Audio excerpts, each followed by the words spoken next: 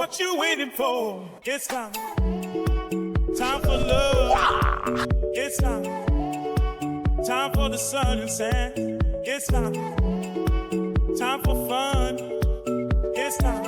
It's time. It's time to let your hair down.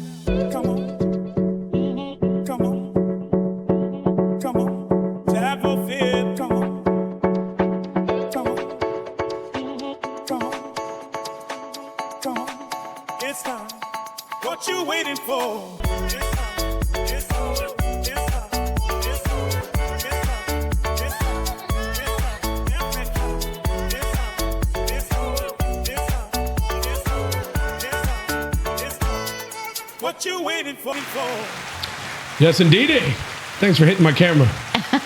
I'm going to reach out and thank you. Ladies and gentlemen, welcome to another live edition of the Merv Britto Show. My name is Merv Britto, and wherever in the world you may be on this beautiful Sunday, look at that background, baby. You don't get this in the French Riviera or in Ibiza. This is right here in our beloved Goa. Coming up on today's show. Oh, wow. Okay, so we've actually got Rama Kankonkar in the news again. He's actually on hunger strike. So I think he's been fighting the good fight for a long time, and he actually wants to unite people and get people to rally behind these causes that he's been fighting for. So we'll be talking about that. There's a live rally going on right now in what's it called? Azad Maidan. Okay. Yeah. Also, in the wake of all of this Gianni Infantino uproar He's a knob. with FIFA and everything, actually a Goan advisor to FIFA has actually resigned. So He's we're talking going. about that. He's from Salligao, in fact. They're the best village in Goa. Give me one more, love. And I have to say, Merv went into a meltdown this week when the FSSAI banned some derivatives of Old Monk. I'm going on a hunger strike. I'm going to join the CJP and go. Listen, that is uncalled for, unnecessary. Well, Merv, you better just go and get your stocks up. I'm going to go and buy a 200-liter barrel of an empty barrel, clean it up and fill it up. And I'm going to sell it on eBay, have my own stock of Old Monk. Ladies and gentlemen, this is a live broadcast of the Merv Britto Show, and it takes a bunch of people, a team, to put this all together. And today we're going to introduce a new team that we have. You can hear it. Starting with Mr. Wilbert Cardoza right here in the studio. Hello. He's still a bachelor until... He got 177 days to go. 117. Can we have a countdown for him? What's up, Willie? Hi everyone, hope you are doing well. Merv. Hit the mic, dude. Hit the camera. Knock the camera over one more time. You should check out his wedding invite. It's so high tech. He's a techie, Baba. He's a techie. High tech, unbelievable high tech stuff. The other beautiful voice you're hearing in the studio is none other than Mr. Ajoy Barreto. Hey guys, how you doing? Can you sound a bit more lively, Ajoy, please? Hey guys, how we doing, man? Welcome to the new show on this Sunday with the Merv Britto. That's much better. My God, he sounds like a woman. Also in the studio live with us, the man himself, the one and only Mr. Yusuf Mataji. Hey, Merv. Hi, man. Why are you calling me? Hey. What you saying? How everything? And China is the problem. It's a problem, man. Dude, I love that guy. I need to get that Delhi guy back on the air. I would love somebody who knows him to get him on the air with us. You remember the guy that talks like he speaks so confidently. He speaks English so confidently. Yeah. But he's like lost. It's He's out a there. word salad, isn't it? He's very good. I'm kidding. I'm joking. Actually, Yusuf's not in the studio. We're taking the mic. Ladies and gentlemen, this is a live broadcast of the show. What? No, maybe false alarm. Maybe False alarm. He's going to call in. I'm blaming you. That was all you. Ladies and gentlemen, this is a live broadcast show that we do every week on a Sunday. A show that we are very, very passionate about. The whole idea with us doing this show is because we love this place we call home. And for anybody out there who has a connection, whether you're Indian, you're Goan, or you've just been to this beautiful place, this show is for you and for the things that we think need to be talked about and discussed to make people aware of them. Yeah. You're not introducing me today? Oh my God! Shut down! Shut down! Stop the presses, Yusuf. What is wrong with you, Yusuf? Hey, Merv, what, man? What are you doing? Ladies and gentlemen, the cog in the wheel, the ringmaster, the wordmeister, the wordinator, the one and only. This is Joanne. Listen to the applause for you, baby. For Joanne Marie Britto. Joanne Marie Britto. Welcome, my darling. Hi, everybody. Great to be back again. I just wanted to say we also wanted to acknowledge 2 great Americans' birthdays last week. One was Barack Obama. So happy birthday for last Wednesday. And also for Sister Jackie. My sister Jacqueline Britto. Who's a couple of years older than I am. She's the same age as me. She's just a month or so older than me. And just like a good, fine red wine, you just guys keep getting better and better. There we go. Happy birthday, Jackie. Hope you had a great time. And I think you should be celebrating this weekend, as you were saying. Hope you had a great meal. Maybe that was last night. Hope it went well. And tell that damn Mikey to get off his ass and cook. He was cooking. Did he cook something? What did he cook? Spaghetti. I bet you he made spaghetti. He used to make the best bacon spaghetti, dude.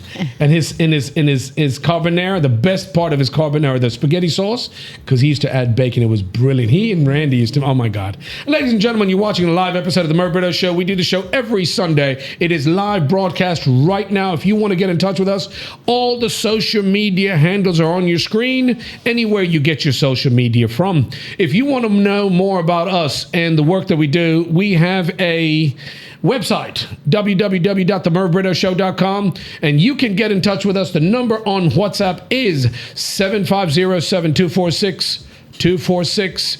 One more time, 750-7246-246. And just like my beautiful wife, Joanne, you can contact anyone, anywhere in the world. We can get you in touch with somebody you want to send a shout out to, a birthday wish, an anniversary wish, a shout out. Just give us some information, some feedback about something we're talking about. Yeah. I also wanted to mention it's World Goa Day coming up on the 31st of August. So as you know, there's a huge Goan diaspora. And I'd like to hear from some of these organising committees who are, going to be having some fun stuff going on. They had Justice Rebello in the UK, by the way. Yeah. I saw that, which was fabulous. Great to see him there in the UK. And there was a huge crowd of people, obviously, celebrating Goa, and obviously lots of food and drinks and great music, and apparently a great time had by all. And apparently Remo Fernandes' last ever performance. Shut up. Why? I'm not kidding you. Why? Because, as he said live on stage, apparently he has been through some medical issues. One was, he claims that because of his third vaccine, I think it's connected to a stroke that he had, which he had to undergo surgery. And because of that surgery, he's got vertigo. No. So, the doctors have said, if you're going to perform, you can only perform while sitting on a chair. And he says, there's no way I'm going to do that. So he's opting to not perform. And he had a performance where he was standing, and he gave it his all, and I don't know if we'll get to see him again. Ladies and gentlemen, God willing, maybe so. Remo Fernandes is a legend. He is a legend right here in Goa. He was one of the first people, and we've had great musicians. He was a showman. A man by himself. There were a lot of great musicians. Goan people love to have a good time. We can go anywhere in the world and create an atmosphere where people want to come and join us and have a good time. Our food, our alcohol, our jokes, our just personalities. We're very warm, welcoming people, as you already know. Remo Fernandes was an entertainer that made us proud that we was from Goa, that would perform and just put everybody just in such a great mood. Yeah. Our thoughts and prayers. He's not going anywhere. He's not gone anywhere. He's still around, but it's sad because his performances, just like the man himself, are legendary. Yeah. I'm sure you can check him out online.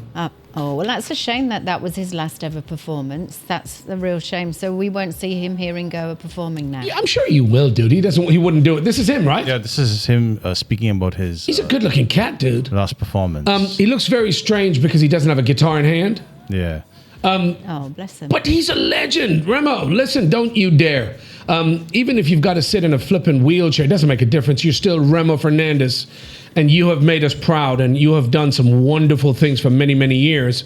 I've never mentioned him on the show before, but all our thoughts and prayers. Yeah. No amount of money or no amount of fame can bring back good health. So we wish you all the very best, my friend. This show talks about some contentious topics. Can I just say 1 second? Let me finish this. And the opinions expressed on the show, the opinions of the people expressing them, and not the expressed or implied opinions of the Merv Britto Show. For legal reasons, I've got to get it on the record. You're absolutely right. I actually wanted to do an autocorrect. It's World Goa Day on August 20, so on the 20th of August. And actually, the founder of World Goa Day is Rene Barretto. Any relation to you? Another Barretto. You know what? We've just been, just going under the radar, my family, so we really don't know who we're connected to. Dude, how many branches does that tree have? But I'll tell you what, if there's any fireworks, connected with this family, then they're probably related with us. She might be a relative of yours, and what she's doing, just like exactly what you're doing on a weekly basis, don't take nothing away. No, I know. Even my friend Isuf agrees. Right, Isuf? Yeah, man. He's not going to forget. He won't forgive you for this.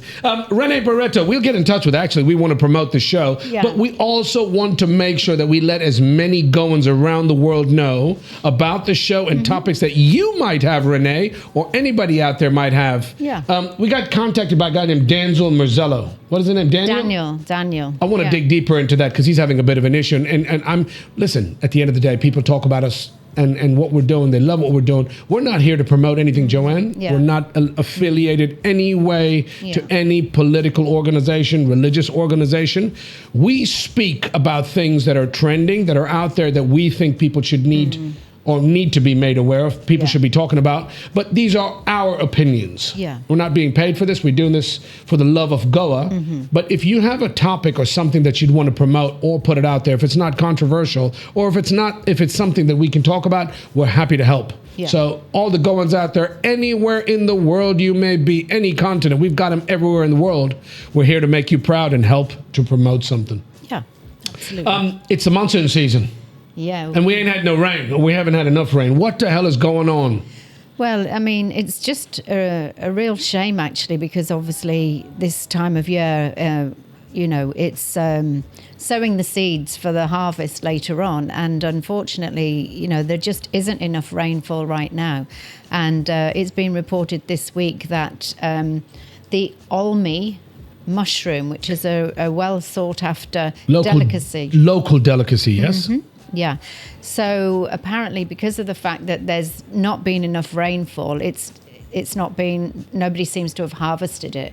So it's not even available in the markets. You know what? I got to tell you this, and people don't realize, normally when the monsoon starts, if you're going, you know how heavy the rainfall is here in Goa for a bunch of weeks, right? You get a crap load of rain for the first few weeks, and then it abates, and you in and out, blah, blah, blah. We haven't had that kind of rain. No, it's basically saying it's been a really intermittent monsoon, and so there's been long dry spells, and this particular wild mushroom, it actually needs to be absolutely soaked and saturated in water. Our paddy fields, this is the rice season. Yeah. Our paddy fields need to be filled up with water, and so you can plant the paddy and get all this. Joanne, they're complaining about this in Europe with the Danube. A lot of the dams and a lot of the reservoirs don't have enough water. Yeah. The Danube River is experiencing levels they haven't seen in a while, and that's scary, no? Absolutely. I think Ajoy had also mentioned something last week, because I was just looking at some of the background to this particular story, and there's like a Nazi boat that's come to light because it's Really? Yeah. If you look, there's if you click on one of the links that we've actually got regarding the Danube itself, I think it was the CNN. Look at the CNN link. If you have a look at that, then further down in there, you'll actually see that there's a Nazi warboat that is... It's been exposed? It's broken up. There's people swimming around it. It's kind of exposed. Wow, So there's in the Danube. So there's lots of... It's saying it's revealing lots of historical artifacts. So last week, an ancient mammoth was found in northern Bulgaria, and this sunken Nazi warship also was revealed in Serbia. Ajay, what would you find in a reservoir here in Goa if you drained it? a lot of Scenario? cashew fanny bottles. Old Monk. I'm so upset about Old Monk, dude. I don't know what it is. We're going to talk about it later. But I'm really annoyed because I can afford to drink anything in the world that I choose. And guess what I choose to drink day in and day out whenever I have any alcoholic beverages? My beloved Old Monk. Indeed. Listen, this water problem, this DJT doesn't believe we've got any problems with global warming. These wildfires, the heat waves, the lack of water, the scarcity of the monsoon here in Goa is really weak this year, right? Absolutely. And even, for example, Shellfish, Shenanas. Yeah. Well, before you get onto that, all I was just going to say is even some of these commercial ships are actually having to lighten their loads. So carrying 80% less cargo. Why? Because they don't want to be running aground, because it's not deep enough for them to be able to, because their levels are too low. And this is in the Danube? Yeah. A lot of these water bodies, not in the ocean, obviously, but in a lot of the water bodies that they've got to apply to get to these big water bodies. It's scary because you don't realize, and we take it for granted, Mother Earth knows and will take care of herself. Yeah. And you've abused it. And we've talked about pollution on the show. We've talked about trees being planted in Goa. They wanted to plant 1 million trees, and they planted 3,000, whatever. Look at the levels of, this is the Danube River. And you are noticing lows or spaces in this river that you've never seen before because of the lack of rain and water. Yeah. And all over Europe, God bless them. Our hearts and prayers and thoughts go out to all these people in France, in Italy, in Spain. Absolutely. That wildfires. And no, there's no climate change, Donald. Yeah. But even this low snowfall has contributed to this, because there was low snowfall during the winter season as well in the Alps. Sweetie, if it's not global warming, what would it be? What else could it be? But Nothing How else. stupid are you? Coming Tell back me. closer back home, have you eaten that almi mushrooms? I've never had it, dude. Mate, you don't know what you missed out on. Really? Trust me. And by the way, I don't think it's illegal to eat. It's a protected species. Are you saying it's illegal to eat? It's illegal to eat. One, because it's a protected species. Correct me if I'm wrong. You guys out there, please do. And secondly, because I think of this global warming effect, there are not too many of them, right? Yeah. So there could be a day where you cannot find these things. Absolutely. And thirdly, it's poisonous. It has to be prepared in a particular way. But if it's prepared right, That's why I haven't eaten it. Merv, I'm telling you, you don't know what you missed out on. Have you had it, really? I've had it, dude. I have no idea. I'm telling you, it's mind-blowing. What can you describe it? Because all I'm thinking of is something like a truffle or something. No, it's as you can see in that picture. Yeah. I'll try and bring it up. I mean, I can see what it looks like, but the taste. It's a very small. It's not like your shiitake mushroom. This is a very small mushroom. It's got a little bit of It a looks slimy, like a string bean, right? a little bit of a slimy effect to it. Ooh. But you add that to your masala. Oh my God! I'm telling you guys. It is. I'm actually privileged to have had it in my childhood. I dream of it today. Let me put it that way. But why is it illegal? Like I said, it's a protected species, I believe. It's dwindling in plant, its for numbers. God's You can't find it because of the forests being cut down, global warming, unseasonal rains, the whole effect, the whole shebang. This bothers me. It really, really bothers me because I think when I mentioned about the fires, it really bothers me for one simple reason. I'm a big animal advocate. I love my animals. And when you think of these wildfires just tearing through these farms, and these people have to run for their lives, they can grab whatever they can, load up a car and run. What happens to the poor animals that are in enclosures that you cannot take with you? Do you know what I thought? I saw a news report. God bless it. I saw a news report on that yesterday, and I was just thinking, it's really, really sad. And I'm not trying to make a sick joke here, but I was just thinking, I can imagine that a lot of those animals, if they're, caught up in the fire, They get burned. they'll get burned, and it'll smell like it's been Steak. cooked. Make you hungry, though. Horrid. That's probably the first thing you would think about when you're in an emergency. If your house is on fire, you want to grab your kids and your pets. These animals that you're rearing, although they're being reared for commercial purposes, how do you leave them behind? Your horses, your sheep, your cows, your whatever you're rearing. And it's happening more and more, and it's just spreading like crazy. It's happening in BC right now. British Columbia is facing a huge fire. But a lot of these countries, Joanne, in Europe, there are farmers out there. and they have livestock that just has to be left behind. You can't save 100 or 300 or 500 heads of cattle. You can't. There's nothing you can do because obviously you've got to preserve your own life and your family's lives. And I think, in British Columbia, I think, 20,000 people were evacuated. Yeah. So, it's just really scary that amount of people have to be mobilized, get on the roads and get out of there. You've got minutes to take what you can, jump into a car because you've got traffic out there. Your neighbor's car is blocking the drive because they're trying to load up. There's all kinds of problems that come along with it, and people don't realize how serious this global warming issue is. This has never happened at this volume or never happened in this extreme before, right? These conditions kind of thing. Fires, forest fires, lack of rain, Danube river levels dropping, not enough water, blah, blah, blah. Yeah. It's a problem. And on a localized basis, I was joking about my meal, my Shenanas, my old monk and my Shenanas. There genuinely is an issue that is happening. Yeah. And nobody seems to be paying attention or taking notice, no? You see, the thing is, with oysters, there was actually a local news report from where my mum lives. Sorry, sweetie. Yeah. The Shenanas are mussels, no? No, they're oysters. What is mussels? They're oysters. Oysters, mussels, same thing. No, they're not the same thing. Ajoy, Wilbert, same thing. Ajoy, Yusuf, same thing. Let me ask Yusuf. Hey, Yusuf, what do you think? What is the difference, Yusuf, between a mussel and an oyster? Hey, Which mussel? This kind I only of mussel? eat biryani, man. Biryani only, yeah. Dude, I'm telling you, Shenanu is a mussel. Oyster kite montare, Willie? Kalva, no? Kalva. Kalva mare tumi. To ani mare Goencar mare tumi sagle.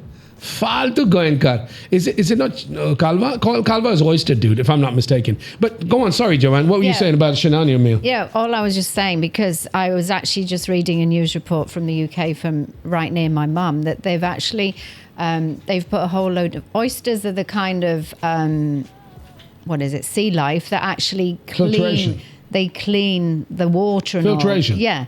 Now, sadly, these oysters here in Goa, they're saying that they've got this toxic cadmium. Cadmium. Yes. It's a poison. What is that? It is actually quite. I actually work in hazmat analysis. Oh, yeah, of course. And this is one of the hazmats that we look out for. So, right. And I was doing a little bit of reading up on it.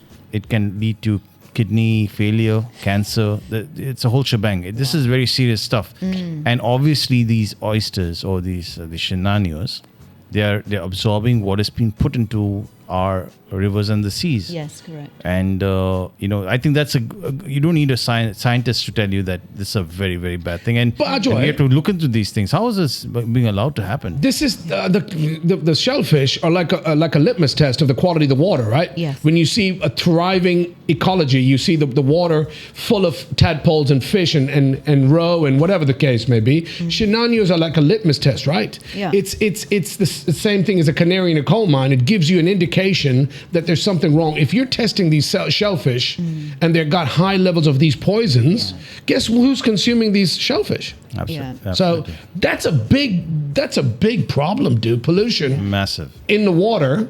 So these are all related though somehow, no? And nobody's paying attention. But how can it be that Baga is the area that seemed to have the highest concentration? I wouldn't be surprised, considering the sheer number of hotels and shacks. All the effluents are going into the sea. Oh, from that. Yeah. Okay. That's what it is. Right. But Shenanas are saltwater. What are these women picking in? No, I'm something different. Shenanas, they pick in the bay. They walk through the bay in Shapora and all. Yeah, the Shenanas are the ones. Those black-colored shellfish. Yeah. That's Shenanas. Those are Shenanas. But that's mussel. In English, it's We mussel. call it mussels. Yes. I got big Shenanas, baby. Yeah, you do. You want to see my Shenanas? Go for it. Okay, listen. This is a family show, mate. You're always flexing them like Popeye. There you go. Willie, you're the man. There it is right there on the screen. But you got 3 different shellfish, mate. You got Shenanas, which is mussels right there. Calva is calva. My God, I'm confusing myself. That is oyster on the left, right? You have them with lemon and Tabasco, right? Yeah. Then, wait a I'm just Shenana is mussels, I'm telling you. Calva, Kube, I'm making me hungry. Willie, turn that goddamn... get off that screen, please. He's getting hungry, boys. I'm sorry, my mouth's watering when I look at all the beautiful... Mate, nobody's got a cuisine like us here in Goa, I gotta say. No, but I mean, everybody's got their own love and fantasy cuisines. My top three. Go my for it. top three. Tell. 100% I'm to Indian, but more importantly, Goan fish curry, rice, Shenanas, all the shellfish. I love my Thai food. You're a prawn curry, not fish curry. Prawn curry, but curry. I got to have my prawn curry, sorry. Whatever, and all the shellfish. Number one is my Goan food. Number two is my Thai food. I love good Thai food. Yeah. And number three would be Chinese. Yeah. What's yours, Joe? Wow. So I think Thai food would top it for Top me. it, number one. Yeah, I mean, my favorite meal in the world is a roast dinner with gorgeous roast potatoes and a lovely roast pork. But outside of that, if I had to choose my last meal, that would be it. But outside of that, I would say Thai food, then Indian, and Roast. then Chinese, probably. That's four, Joanne. Stop being greedy, you big greedy head. I'm just telling you my last meal. I didn't. All right, Joe, if I was gonna take you to the gallows and you could have 3 days of best 3 meals or your last 3 favorite meals, what would they be? To the gallows, my friend. It has to be. What I'm thinking. Jesus, flipping It has to be Rashad. Something with Rashad. Let's go on then. No, Yeah, go on. What else? Definitely Rashad. Goan meal? I would have. I like a roast something. Are you serious? Yeah. And the last one would definitely be Thai. I like Thai food. It's Yeah. awesome. It's My God. I'm just copying you. I'm not even going to ask Willie. Willie, I'm going to ask you, give me one favorite meal. Don't tell me about 3. Give me one. What's your favorite? If you had to marry a woman and she could cook a meal, what would be one dish she has to make? Had to marry a woman. Roast beef. Huh? Roast beef. What he said? Roast beef. Oh. I'm with you, Bubba. I'm with you. I like a good roast beef. Yeah, you like it rare though. Nah. I'm joking. My mom used to make the best roast beef.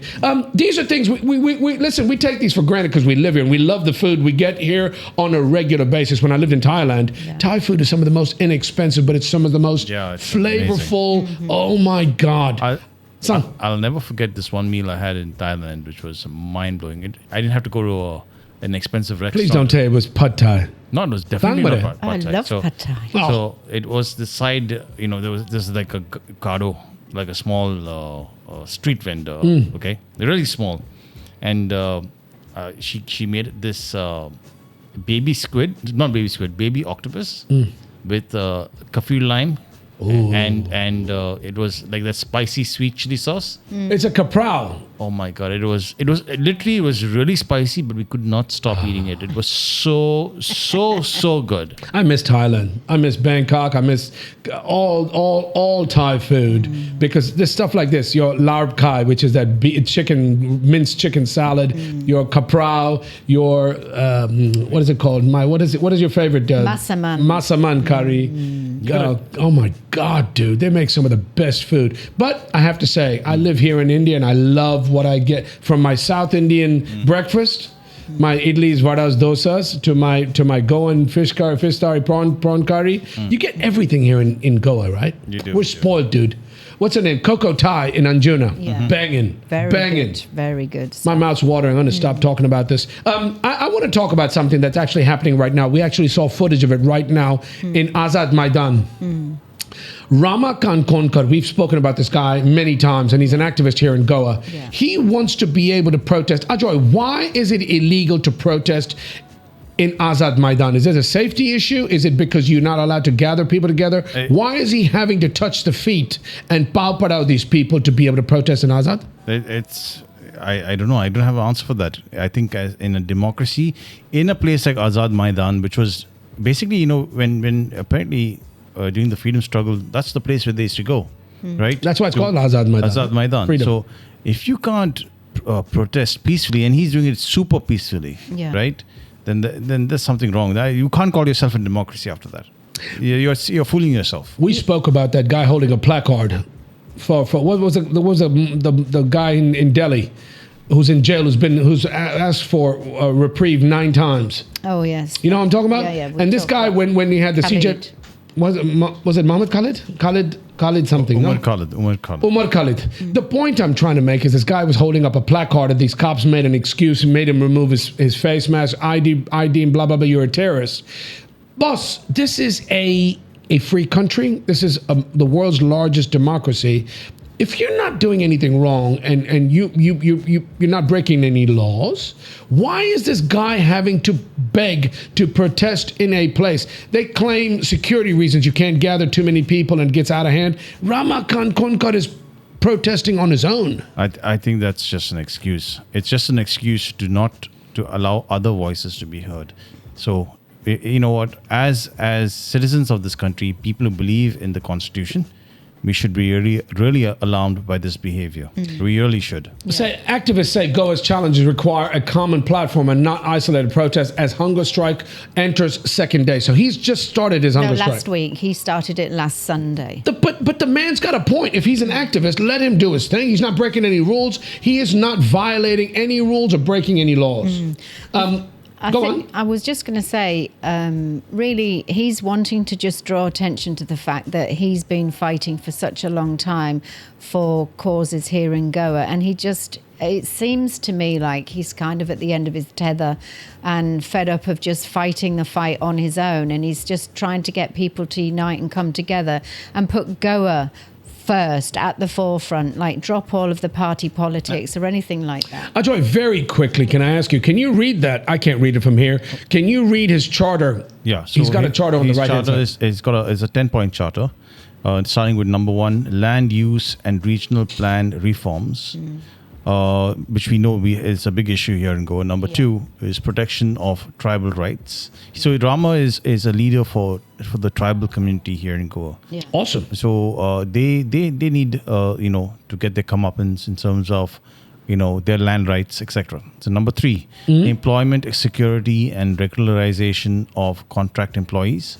Number 4, ease cost of living and fair taxation. Number 5, women's safety and political representation. Absolutely. Number 6, democratic and governance reforms.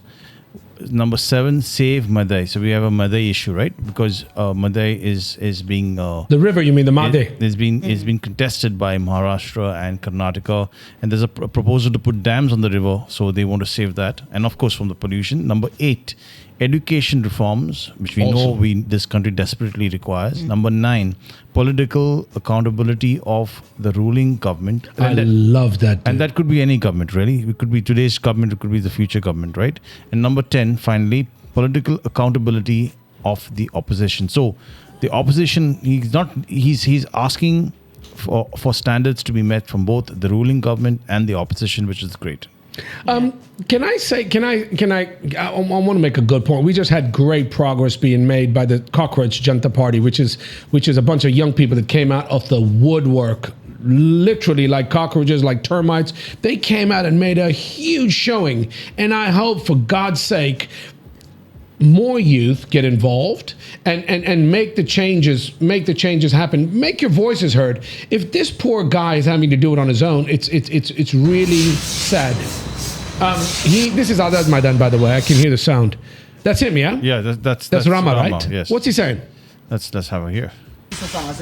काल तुमकां सगळ्यांक खबर आसा काल भरपूर पावस येयलो 2 दीस पावस येयलो आनी ह्या पावसान भिजलो हांगासर आनी आज हो तिसरो दीस आहा आमी तुमकां सांगिल्लें परमिशनाक आमी घातलेले आसात म्युनिसिपालिटी परमिशनाक ऑलरेडी घातलेले आसात म्हाका परमिशन जे म्युनिसिपालिटी दिवंक सोदना 1 तारीख ते 15 तारीख पर्यंत हांवें विचारलें तांकां बाबा 1 तारीख 15 तारीख अवेलेबल आसा काय म्हणून तेंच्यांनी सांगलें अवेलेबल आसा म्हणून अवेलेबल आसा जाल्यार म्हाका परमिशन ह्या हांगासर कित्याक लागून मेळना दुसरी गजाल हांगासर म्युनिसिपालिटीचे लोक येयला आनी कमिशनरान खंय आतां कमिशनरान सांगलां मेयरान सांगलां खबर ना कमिशनरान खंय हांगासर म्हाका उठ म्हणून सांगलां म्हणून खंयच्या अधिकारान म्हाका हांगासर उठ म्हणून सांगता ते म्हाका आजाद मेळटा तुमी म्हाका सांगात ते म्हाका सांगता आनी गोंयच्या लोकांक अपील करता हांव हांगासर He's got a point, dude.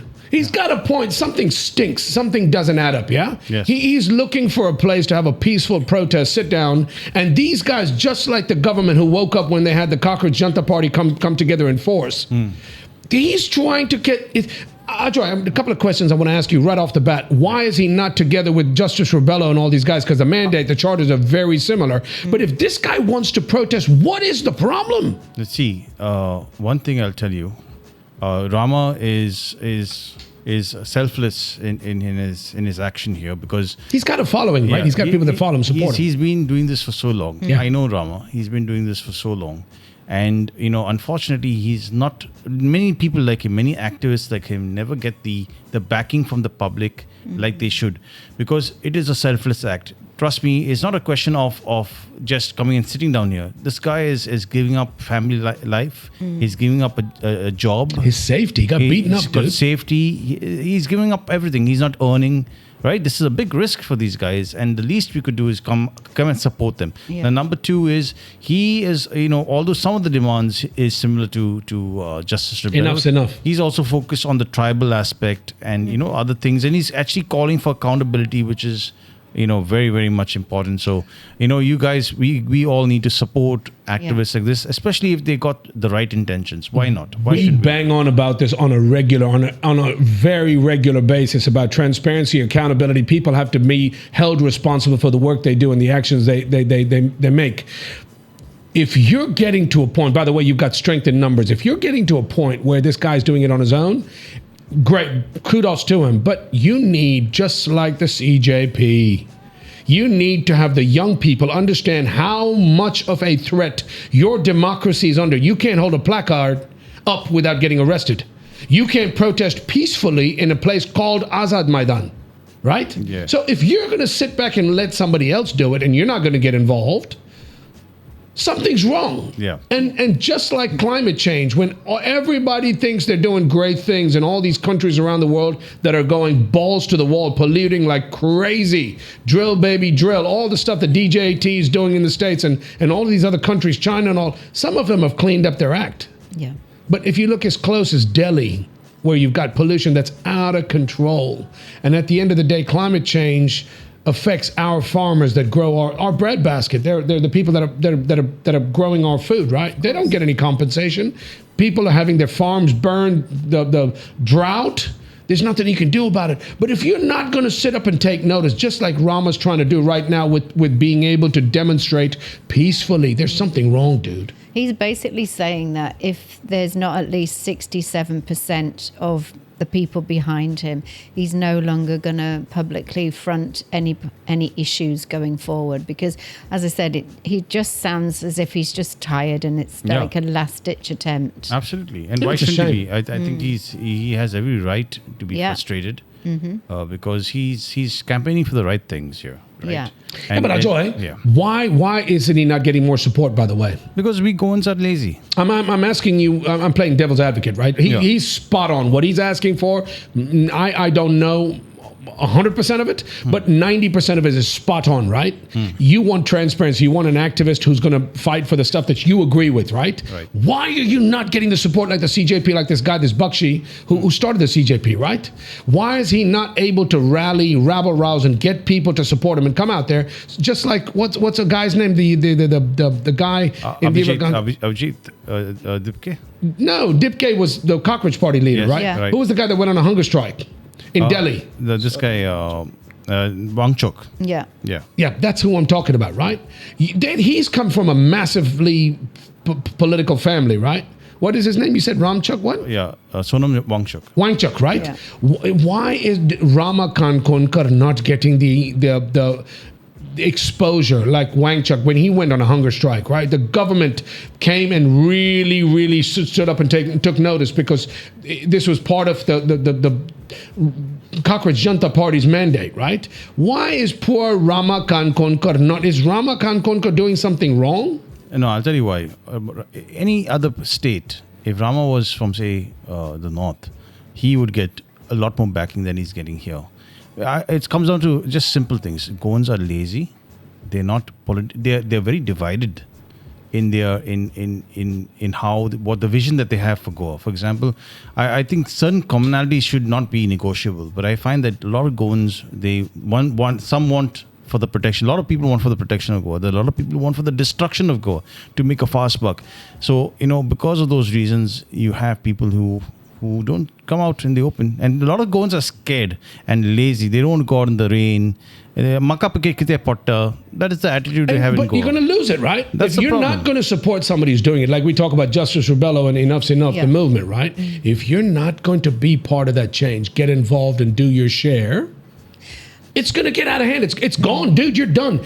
And it's not any kind of, I don't give a shit about any political affiliation. We're not supporting any party, opposition, BJP, Congress, whatever. I'm just saying to you, you want to keep this place a free democracy, right? That's what a democracy is all about. You vote. It's a lot of the people that are in power that are doing what they're doing and getting away with it because they have the money and the backing. And you have somebody like a Rama Kankonkar, who's an activist, who's known as an activist. But he doesn't seem to be getting a lot of support, dude. And that's also because on the other side, a democracy is only as strong as its government and as strong as its opposition as well, right? You have people the opposition is so divided. So crucial issues are not being focused on, and the government is not being questioned on these things. It sickens me, and I said this about American politics. It is so divided along party lines. If you're a Democrat, you believe this and only this and nothing. There's no gray area. It's all blue. And if you're a Republican, you believe in everything red. And no matter what anybody says, if it's not Republican and Republican thoughts and ideologies, I don't believe in it. It is such a damn shame that you cannot be a normal human being. Right is right, wrong is wrong. Do what's right. Yeah. But you've got these people that's the scary part about it. You've got these people running the country that are not transparent. They're not being held responsible. They're not doing their job. Multiple portfolios and doing what they're doing. And the layman, the poor Joe Schmo like a Rama, is not getting his voice heard because he's got opposition that is so powerful. Political opposition that is so powerful that can keep him down, keep him dumb, keep him under your thumb. And I'm not supporting, here on the show, we're not supporting any party. I'm just saying to you, if you want to keep this country fair, you want to keep this country free, you better get off your asses and support the kind of people that are making this noise to keep it that way. I mean, accountability is actually huge. And we need to ensure that people are held responsible for their actions. At the end of the day, nobody wants to see the destruction of Goa and for it to go down this slippery slope. And from my perspective, I'd be interested to understand how you're evaluating this 67% support. How is that evaluated, and how is it turning out at a rally, at a protest, or is it, signing, what's the word when you sign? And I'm this thing. You've got to. Words. I can't think about it. You've got you sign a petition. Petition. That's it. I'm thinking about Shenanas, by the way. I'm thinking about food, sweetie pie. Sorry. Yes, you need that. Yeah. So I want to know how this 67% is going to be gauged. But equally, at the end of the day, you can't just let people just run riot and keep taking Goa down some of this slippery slope that we've seen over the last couple of years. And it's happening. It's getting worse and worse, right? Snowball effect. It's getting more and more momentum. The point I'm trying to make is you've got smart people here like SKF, right? And if you want to make a genuine difference, so you incorporate the numbers like the CJP, but you also incorporate technologies like SKF. Yeah. Sean Kenneth Fernandes, who we've had on the show, he uses technology to solve problems. Yeah. If you want to unite people, bring people together, why not have a Rama Kankonkar who can be the voice, incorporate an SKF who can be the brains, the technology, and how you want to promote your and project your ideas. Yeah. Rally the troops. Use social media for good. Get a specialist in that field with a specialist in this field, and just put it all together. You need what is it? You need a ring, a cog. Yeah. You need a ringmaster. Yeah. You need somebody who's going to put it all together and get the effect that you want to make the proper progress, no? Yeah, absolutely. And Ajoy, regarding the tribal people of Goa, I don't know so much about these people and, where they're traditionally located and what problems they have have been facing. I don't know if it's tribal. It's called the SDSC. It's a scheduled tribe, scheduled caste, or whatever it is, right? That's the more the modern category that they come under. But originally, the Kunbis, the various tribes of Goa, I don't want to get their names wrong. Right. But, they've been landless people. Okay. And they're still landless today. Many of them live in the forest. They derive their sustenance from the forest. Okay. And you see now that even in spite of being landless, they're not getting any support from the government. They're not getting land rights. They're the original indigenous people of this land. Yeah, and that's the. Right. I tell you what, that's a sad thing because that gets repeated around the world. That has Exactly. with the Caste system, sweetie. the Native American Indians. It happened with the Aboriginals and things like that. And it's just really, really sad to see that they were custodians of the land and their rights get trampled on a lot of times. When you think about something that has been ingrained in Indian society for many, many decades and centuries, is the caste system. Yeah. Scheduled tribe. Listen, these Shudras, the Achuts, they weren't allowed to touch like higher caste people. You've got the Kshatriyas, the fighters, the Brahmins, the priests, and all of this crap, all of this hierarchy has been around forever. Yeah. But here in Goa, you've got the people that need to have their voices heard. And this is why having somebody like Rama who's willing to say what people are thinking and not have the balls to say, he's saying it, right? But you've got to be better organized. You've got to rally the troops. You've got to use the 21st century technology to this in your goals, to make your goals, to reach your goals. And on his own, he's getting nothing. You've got a media, by the way, here that is so lopsided. Ajay, we talked about it last week. Pathetic. They're very easily Swayed, but bought, and I don't want to say bribed, but bought and listen, that's not who's going to cover your story and give you the best coverage. Yeah. They've got ulterior motives. I want to get to this one lady from the Goa. This needs to be spoken about, Joanne. Yeah. The Goa College of Art. All I just wanted to say, just before we do move on from this, is that Enough is Enough had that online meeting, remember, because they were not allowed to go to the Azad Maidan. And so they did that online meeting. And Yeah, but you've got a judge with cred. You've got a judge with pedigree, right? He's already out there, and he's got people with deep pockets or the numbers trying to support him. Yeah. Rama Kankonkar is on his own. Yeah. He's one poor guy that's trying to fight a war. But Rama, you're doing it on your own. How the hell, exactly the questions you've just asked, Joanne. He needs to sit down and think about this like a business proposition. How do I make this succeed, right? You want to get 67%. Make those numbers clear. 67% of what? Use online exposure. You can't take ads in the paper and spots on the radio. Get social media, a website, a whatever you want to use, and make sure that's going to be successful. Yeah. Set yourself up for success. Speaking of Enough's Enough, they're doing a great job. I'm a fan. I think they're doing a great job at what they're doing. But here again, Justice Rebello, you've got a huge following overseas. Yes. Yeah. And that's who you need to rally the troops. Get these people donating money, helping out, doing what they can. But that is the digital footprint. That is your social media part of it, right? So here in Goa, you're fighting a war, you're fighting a battle here locally, but you've got that support around the world. The 20th of August is World Goa Day. That's the time you need to get people around the world, because Goans want the best for this country, by the way. Yeah. They're not into they don't give a shit about politics. They love, and they're very passionate about, exactly like us. Of course. And We're people from different lands. We've grown up in different places, but we come back and we want the best for this place. Yeah, because obviously their hearts are rooted in Goa, and so anything to do with Goa, they're extremely interested in and want to feel part of it, even though they're not necessarily living permanently in Goa anymore. And they want to feel like they're contributing, right? They want to help. I want to talk about this. Joanne, Ajoy and I, a couple of weeks ago, we went to find some. We're always looking to hire people to enhance our team, the people that help us make the show, put the show together. Yeah. We went to the College of Goa College of Art. Ajoy, talk a little bit about it. We went there and it was an absolute shambles. This place is a mess. You wouldn't believe this is an arts college. Yeah. The walls are peeling. They've got a couple of installations, but it is so badly run. Exactly what we talk about here in Goa. Everybody wants new and shiny. Nobody wants to take care of it. I go and play squash. We've talked about this brand new gymnasium. It's awesome. I just hope they take care of it and maintain it, right? We went to the Goa College of Arts to scout some students or some potential help and speak to some administrators that can help us advertise for people that we want to hire. Ajoy, what the flipping heck is going on now? The students spoke about it, and there's a teacher that's being admonished.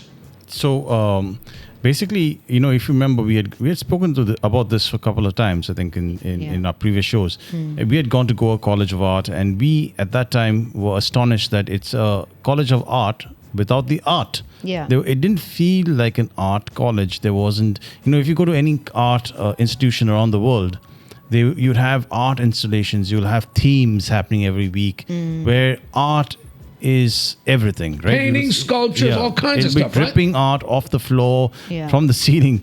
We didn't ever get that feeling, and we were wondering to ourselves, are we in the right building for art? Oh, really? Yeah.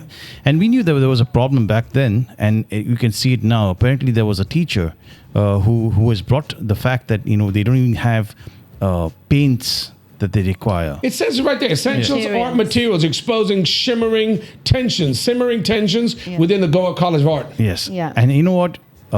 It's shocking. Imagine an art college, you don't have those supplies. It's going to be very disheartening to the teachers and more so the students. These guys, they should be nurturing these artists to go train here and go around Goa and do these art installations around Goa. Around the world, Ajoy. Start with Goa though. With themes that celebrate Goa. That's what's missing here in Goa. And then because she had raised her voice, apparently she's received some kind of a threat. So who is this person who sent this threat? I have no clue. Do you know the teacher's name? Yeah, it's a lady called Loretta Pinto. Loretta Pinto. Oh, We're with you. Loretta. So Loretta Pinto? Professor Loretta Pinto. And so she got this anonymous letter. And it's essentially, I was really shocked when I was reading actually what it was saying. Read it. I want to know this. This is crazy, dude. Essentially, the unsigned letter is essentially saying, it's my advice to you that you do only your teaching duty and don't interfere in administrative matters. This is your first and last warning. Don't try the patience of others. If you make complaints again, then you will be responsible for whatever happens afterwards. Miss Pinto, you've got our 100% support. You got an ear here. You got a mouth here on this show. Have you ever heard of forensics? Why don't they take this letter if the cops are doing their jobs? Why don't they take this fucking letter and submit it to these goddamn people that are supposed to be doing their jobs and help find out who the hell made this threat to this poor lady who's speaking up for the kids? Don't get ahead of yourself, Merv. It's a forensic lab for psychology. Yeah.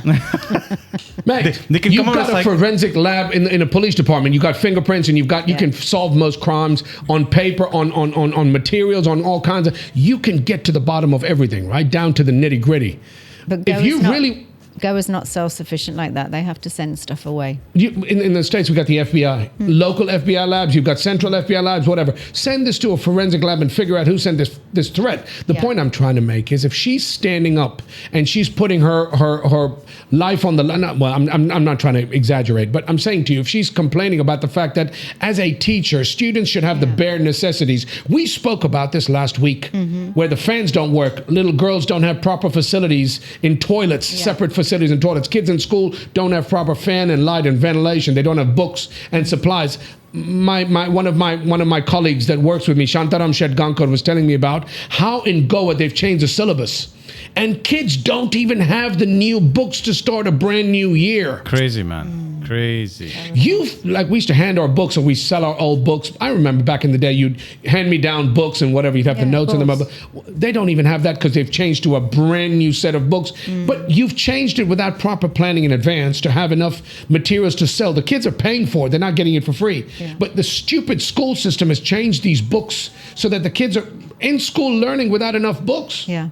And if Lynette Pinto is complaining, Loretta Pinto is complaining about the fact that you've got an art college that doesn't have enough paint supplies to teach artwork. But even some days they didn't have functional light bulbs in the classroom. We saw tube lights hanging off the walls. I wouldn't be surprised. We saw that. Where the hell is the money being spent that's earmarked to be able to upkeep this and maintain this college? And I'll tell you what, the students have to back Lynette Pinto here. In fact, the students should be out there. Loretta Pinto, my apologies.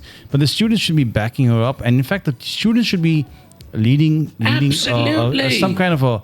They should be raising hell and not raising hell, but they should be asking questions. But you should be supporting a teacher that's standing up for you that's being threatened, no? This is your future we're talking about. So that's what I when the CJP protest was at its height, I questioned, where's our Goan students? Where's their voice? No, we had Goans come out. We did have students, right? But they were not the Gen Z. We need these. We're talking about Gen Z. This institution is dealing with the Gen Zs of Goa. So these guys should be asking questions. We have paid to get an education at the Goa College of Art.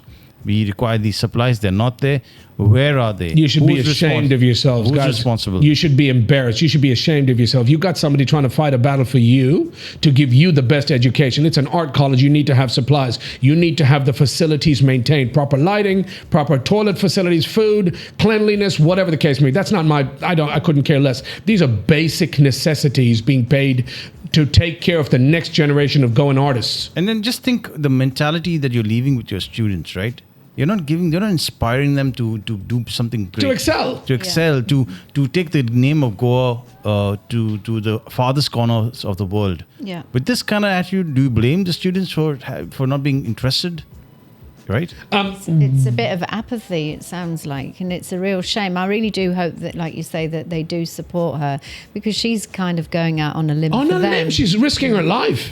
No, don't say risking her life. Joanne, if you're going out there and you know what things happen, how bad things happen here in Goa, if you've already got somebody threatening you in writing, an anonymous letter, note, whatever, these kind of people, Rama Kankonkar spoke up and got beaten up. You don't think that's putting your life on the line? I'm not trying to be dramatic. I'm just saying to you, the kids in the college, the young people in the college that are studying, that she's teaching, as one educator, one administrator, first of all, they should all be supporting her anyway. Yeah. It's not a secret, but this is where fundamental transparency, the backing, the people taking responsibility for their roles and actions, the money is there being where's the money being spent that is supposed to be spent to take care of the college, to maintain the facilities, and to provide these kids with art supplies? Remember, we have a debt of 35,000 crore, remember? Where's that money gone? Where, Ajoy? Why is that the case? No, and she's speaking up and getting threatened. The point I'm trying to make is, just like all of these, they're not activists. These are people just speaking up for common sense things. Yeah. Right. In a college, you need to have kids have their supply. In an art college, Goa College of Art, the principal should be embarrassed in the way that the place is maintained. When Ajoy and I went there were wires exposed. You could see the monsoon algae and the damage on the walls. This is a fucking art college. People would be happy to donate the paints to paint this. If you've got any people from around the world that came to your college, you want to impress them, you need a leader running the show. You need a jockey managing this. It's like a showcase, isn't it? It is, Joanne. I go in and play squash at what's it called?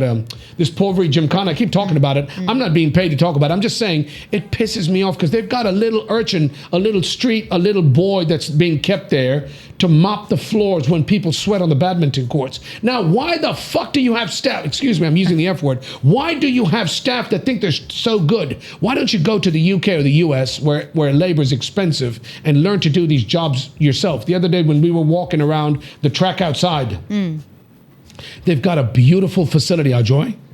They've got a walking track, a spongy walking track, properly done, yes? Okay. The trees are overgrown. There's no proper lighting. Why don't you have a full-time maintenance staff that can take care of this place, and you've got the revenue being generated by people paying their fees and their booking courts, and all that revenue comes to you, right? It's possible. Why aren't you maintaining it? Just like the Goa College of Arts. Yeah. Why don't they have staff? Why don't they have maintenance crews, teams? Why do they have administrators that oversee and make sure we've got enough supplies, art supplies for the kids? Give it to them free. Get somebody to sponsor it. Get a company, get a paint company to come and sponsor it and give it to them for free. Let them do what they're supposed to be doing in a college, which is learning. You can even pay the students to do some of these jobs, right? They'd be happy to generate some money, right? Yes, exactly. That's what they do abroad. You have people who work in the libraries, etc. Yeah. Those kind of things. We didn't see that. It was so sad to see that place. We're going to Goa College of Art. without the art, which is which is so sad. Really, it is. And I bang on about it because this is the kind of stuff that needs to be made public knowledge. Guys, when you go overseas, you follow the rules. You don't litter. You don't throw garbage you don't spit on the walls. You don't throw garbage other than in cans, right? Recycling, all this kind of stuff that you do abroad. Yeah. When you go overseas and see how these people maintain these leisure centers, these buildings, these public facilities, these colleges, the schools, it makes you wonder why we can't do it right here. John, you keep saying Goans are lazy. We are lazy, but you've got people out there that have to do this work, right? Why don't you have administrators and jockeys and leaders, by the way, that are implementing and making sure the bathrooms don't stink up to high heaven? Yeah. The classrooms are properly lit. The fans work. The place is being cleaned. The kids have hot meals. Yeah. They've got supplies. Get somebody with an effing brain to get a company like a paint company to sponsor your kids' supplies. You need more than a brain. You need the will, and you need somebody with a vision. Like this lady, Miss Pinto, she could be somebody with a vision, right? She's actually raising her voice. Ruble Nagi. Yeah, so kudos to her. I know it's not an easy thing to do, and you'll get a lot of flack. As you can see, you've got a threatening letter sent to you, and this is to just shut them up. But you need Joy, can I ask you, why aren't the police doing their jobs? Why haven't anybody stepped in to help this woman out? You know what? I'm gonna get in trouble for saying this. Contact Rohit Montserrat. Mervyn, there's Contact Sean Kenneth Fernandes. There's a police investigation around it because obviously Is there? she's submitted the letter. What's to the them. bet? Nothing happens. What's the bet? I'll go out on a limb. Rohit, help her out, dude. Sean, help her out. This poor lady is trying to help the kids. She's not doing it for her own personal gain. By the way, Wilbur the Gypsy, I'm going to come out there and kick your ass. I saw what you wrote. Wilbur the Gypsy, you effing knob. He says not to drool. He says Mervyn is very handsome or some shit. He's on social media, dude. He's a knob. Hey. He's a somebody friend of mine. somebody else said you're Wind it looking very in. handsome today, by the way, Marv. I look handsome every day. But where did he say it, dude? Wilder the Gypsy. Mervyn Bob is very handsome. Willie, remember what we did for your bachelor party? Not this Willie, that Wilbur the Gypsy. Remember what happened? No, I can't get into it. No, you shouldn't. Joe, That bad, huh? Mr. Vadigama, all that these crazy. guys. We had a great party for him. We got married, and we threw him a party, and it was a little bit out of hand. Anyway, the point I'm trying to make is we do this show because we're passionate, because we love this place, and these are the inadequacies. These are the, what are they called, Joe? And give me another word for inadequacy. These are things, the mind-blowing shortcomings. Yeah. That make you think this is such a beautiful place, and you've actually got a few people that care, but they're in the minority, right? Well, I think there's a lot more people that do care, and it's just maybe they're not as vocal. There are a lot of people that will come out and support for Enough is Enough, and obviously Rama and that kind of thing. However, I know that when we'd interviewed Walter, he was saying that a lot of these guys, they're getting threatened a lot, and they get a lot of abuse online for like sticking their head above the parapet and speaking out. Why aren't the cops doing their jobs? Why aren't the police going after the people that are threatening these people? Listen, you have every right to speak up, right? Yeah. That's what forensics is all about. You track it down, fingerprints, whatever. Mate, I don't have to explain this to you. I'm not the smartest, but at the end of the day, this is common knowledge that you have departments, people, what are they called? Facilities, not facilities, what do you call the actual departments, actual parts of the government that have the ability to solve these crimes. Are you kidding me? These poor people that speak up get threatened so they stay quiet? Is that how it's supposed to work? As a government official, is that what you're supposed to do? Is threaten people and make people feel inadequate and make people scared so that they don't speak their mind? All of these people we've interviewed, by the way, Rohit Montserrat said, ask questions. Sean Kenneth Fernandes said, you have to question authority, which you do, guys. Yeah, of course. It's not government officials, though, Mervyn. But government officials in charge of these departments. If the police department's not doing their job, you go to the top dog. I saw a viral clip the other day with Joshua, what's his name? Joshua in D'Souza. Who's the MLA from MUPSA? Joshua. He held a meeting with all the police, with the traffic police and the other police, the normal police, to have a round table, a forum. I think that is so awesome. This should be happening from the day one of their term. Joy, that is such a brilliant thing Joshua's doing in MUPSA. But you know what? Like I said, this usually happens towards the end when you're coming to the next election, right? This should happen from the time you're elected. But it's happening, right? The point I'm trying to make, these are young bucks. These are young guys in their 20s, 30s, right? Rohit, Joshua, all these kind of guys that are getting into politics. Guys, you have the ability to change the world. You have the ability to change Goa for the good. Do what you're doing, do more of it, but get people together, use technologies, make sure that you're doing what you're doing with the right intentions, because you've got a bunch of fuddy-duddies that have been doing what they're doing all these years to line their pockets. All these budgets and money that's been put aside to help and do what it's actually supposed to be spent on is not being done, and it's not transparent. People have no clue where the funds are going, where it went. Right? So you as young people need to question, get together with your colleagues in the Goa College of Arts, support your administrator, support that teacher. She's speaking up for you at the end of the day, no? Yeah, of course. Ladies and gentlemen, you're watching the Merv Britto Show. We have reached the halfway mark of the show. The opinions expressed on this show are our own opinions. They're my opinions, and everybody that's expressing their own opinions, and not the expressed or implied opinions of the show. You can get in touch with us on social media, and don't get in touch with us to take the mick like Wilbert Egypsy, you. Hey. Social media on the website right now, on the screen right now. You can get in touch with us. There's a lot of people that like to take the mick out of me, poor old me. I need you to stand up for me. If you like my good looks and my hairstyle, I'll tell you where I get my product from. Like, share, subscribe, hit the doorbell. Hit the bell, the notification bell. If you want to know more about us, check out our website, www.themervbrittoshow.com. Anywhere you get your social media is on the screen right now. 750-7246. 246. Send us a message. We'd love to hear from you. Joanne, I'm fed up. I'm hungry. Willie showed me all that food on the screen. I'm starving, dude. To see more? No, naka. Ito ka tapar dito la, ha? Ito ka fortolata. What do we want to talk about next? We spoke about this poor lady. There's a lot of things that we keep complaining about. It's not really complaining, but we just bring light to a certain bunch of topics that we want to make people aware of. We're spotlighting things. Mm-hmm. So there's a village in Satari called Advoy, or Advo.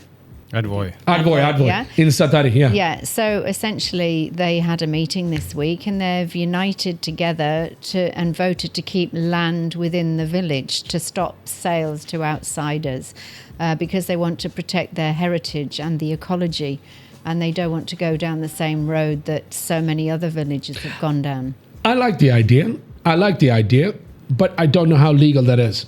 Because you do want to protect your land. You do want to protect your village and your surroundings, and you don't want these outsiders. You keep saying outsiders. Yeah. They're not really outsiders because they're Indian.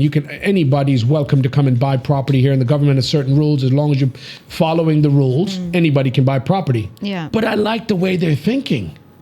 I have to say that, Joanne. Well, they're standing up for themselves, which is a good thing. They're saying that they can pass property between family members, and there has to be kind of a genuine reason that an outsider wants to come in and invest.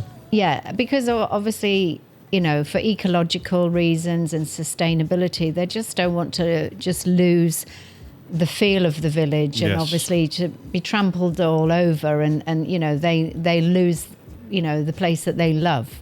I lost the place that I love. I can't even afford to buy property in that village. My village, my favorite village of Goa, the best looking girls, the foxes we call them, in Saligaon.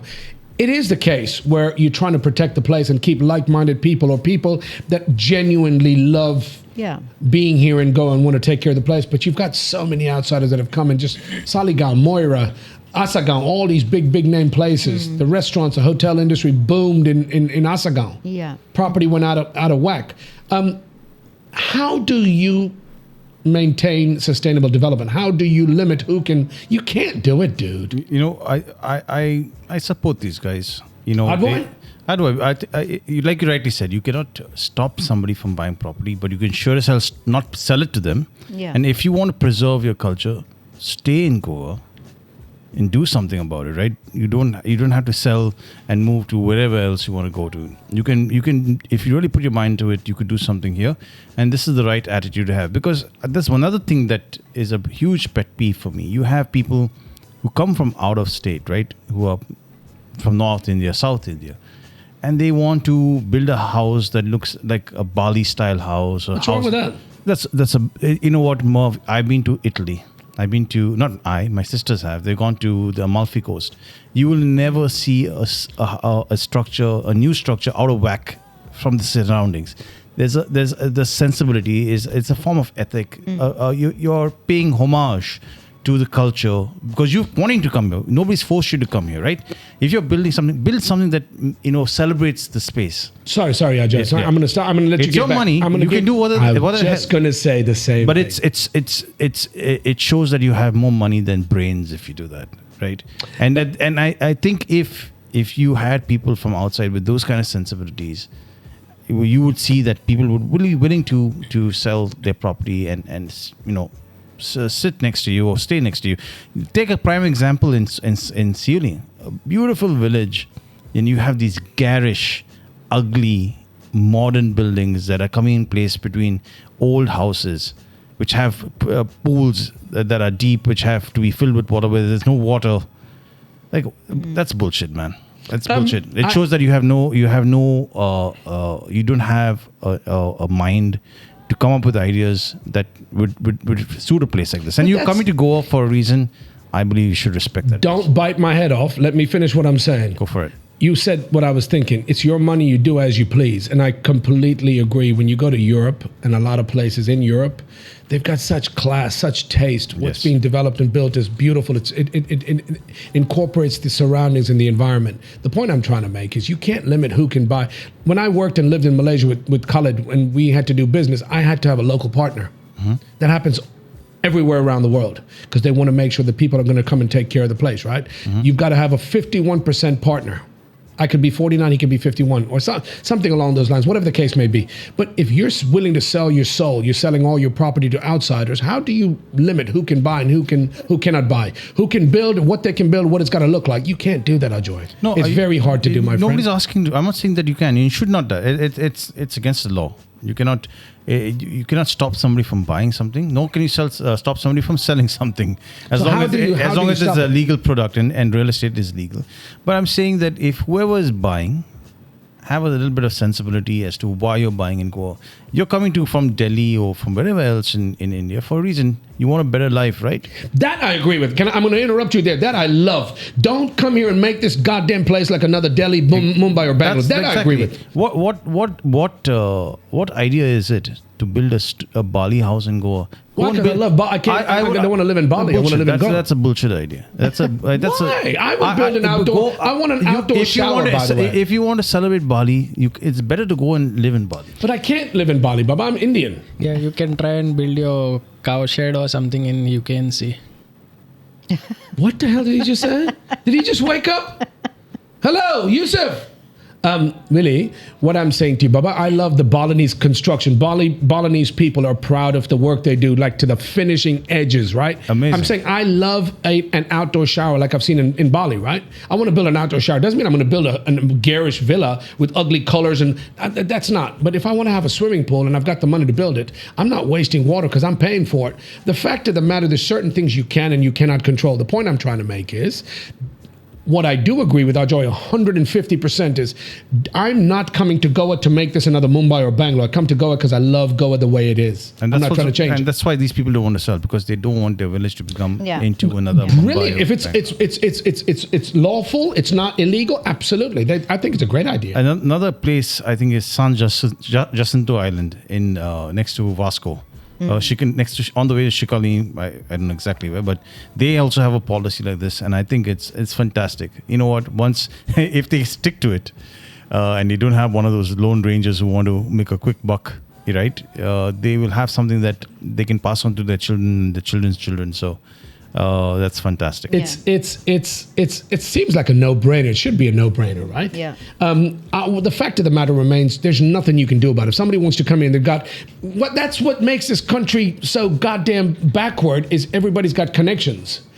And I could talk about this till the cows come home. If I can make a phone call to Delhi, I bypass all your local politics, all your local rules and regulations, throw them out the goddamn window. I don't give a shit because I've made a call to somebody in power and I can do what I choose. There's nothing you can do about it, right? And that's where governance, that's where laws, what are you doing? What is this on the goddamn screen? I don't give a shit about this, mate. Can you put this on go back to what we're trying to do, please? Ajoy, are you listening to what I'm saying Yes, to you? I am, right. If I make a call to somebody very powerful in Delhi, and I bypass all your local authorities, I'm putting up Shivaji statues, by the way, that have never needed to be in Saligaon. And the local authorities came out against it and they tried to stop it from happening, right? Guess what? That statue was erected. You don't need this. I genuinely, we've gotten along. We're absolutely fine. We're proud of our heritage. We're proud of Shivaji as a Maratha fighter was amazing. Abso-frippin-lutely. But we've never needed these coming up all over the place. Have you noticed how they're coming up everywhere? And the dumbass people here locally are fighting against each other. And it's sad because we've gotten along and lived in peace and harmony. And come from wherever in the world you want to come and live. But don't try and make this place someplace different. Listen, if you're doing something, it should be a collective, right? For example, you want to erect something, a statue, whatever it may be. At least there should be some kind of a consensus. You can't have somebody who doesn't live in Saligaon, say from Mormugao, coming and saying, I want the statue here. It doesn't work that way, and it should not work that way. Absolutely. There should be a consensus. There should be like the people of Saligaon should decide, hey, we want to celebrate this person or Shivaji or anybody. And then if say 51% agrees, then go for it. Yeah. Absolutely. It's a voting, and right? go through due process, apply for your permissions, etc., and get it done. And you do it legally, right? You do it legally. You've got the authorities that should be in power. It's not anybody else that can be bribed or paid or over superseded to get something done, right? It's the local people that know how to take care of their land, right? The fact of the matter remains, it drives me mad. And I salute these guys in the village of Advoy because they're trying to do something about it. It goes beyond that stage where you can limit and tell somebody who can do what they can, because they'll go over your head. I know this person and I know that, and I'm going to call this person, I'm going to call. And sadly, that's the way it works. So all the rules in the world, all the laws in the world, they're only as good as the implementation, people enforcing them. You've got to be transparent, hold people responsible. Otherwise, we've gotten, hell in a handbasket. I mean, that basically these guys are saying that any development actually has to support local livelihoods. Let's talk about the casinos. You've got casinos on the river, right? People have been fighting this for. You need the local people of Panjim to be able to limit what can be done on their river. Yeah. On the Mandovi, right? The Panjim casino thing is I want to say it, is a mess. A joy. Why do you still let it happen, right? That's the point I'm trying to make. The casinos in the Panjim River, right? If they're against the rules and laws and they're not been given permission and they're in limbo for the last 6-7 years, and yet they're allowed to ply their trade on the river. Pollution, we were talking about it the other day with sewage pollution, with garbage pollution, with all that kind of stuff. Yeah. Why is it still happening? The regulations, the rules and regulations, there's no transparency. No transparency. Yeah. Baba, why? Tell me why. That's a good question that the authorities need to answer. Yeah. You know, I'm sorry, I'm interrupting you, but I'm playing devil's advocate. Who is the authority that needs to answer this question? When we asked Rohit, he said we don't give him the permissions. We generate revenue from all the offices on land. So if that's the case, then it falls under the responsibility of the Goa government and the local MLA. So the local MLA is Mr. Babush Montserrat. Then why is he not answering the questions? Why the casinos are allowed to be plying 7-8 boats, and you want another bigger one? So all the citizens, as you can see here, are demanding is transparency. They want regulation. Yeah. You talk about the FCRA, which we may talk about. We're going to talk about it. I want to talk about it. You're asking, for example, these religious institutions to follow the rules to follow a certain guideline. Same here. Why can't we have a guideline for the casinos? Why can't we have a commission for the casinos? Are you telling me there's no rules in place already? Well, there's no gaming commissioner right now. Bullshit. No, they're saying that part of the meeting they addressed that. They're essentially saying the meeting also focused on the long pending appointment of an effective gaming commissioner. Are you kidding me? And we talked about this last week about the judges, the court, the judicial system being such a joke, such a farce. You don't have enough smart people here here in India that can be judges and advocates and lawyers and blah blah blah, and the courts are so backlogged and cases take 20 years to solve because you don't have smart enough people? Are you kidding me? You don't have somebody managing the casino. Right now, they don't. Enforcement. You've got such a strong lobby, Joanne. Yeah. And they go over your head. They've got millions of dollars that will let them do whatever the F they want. Nobody there locally is going to stop an Advani or an Ambani or whoever the hell they want. They've got direct connections with your CM.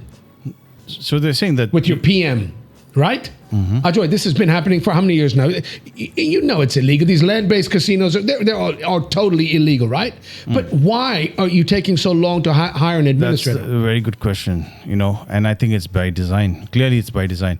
I would think that if you had a policy of wanting casinos, you would have all of these things in place. You don't need to reinvent the wheel. You just have to look at what happened in Las Vegas. Send somebody to Las Vegas and meet the commissioner there, copy their rules and bring it back here and modify it a bit, and you're done. And then you invite these guys to come.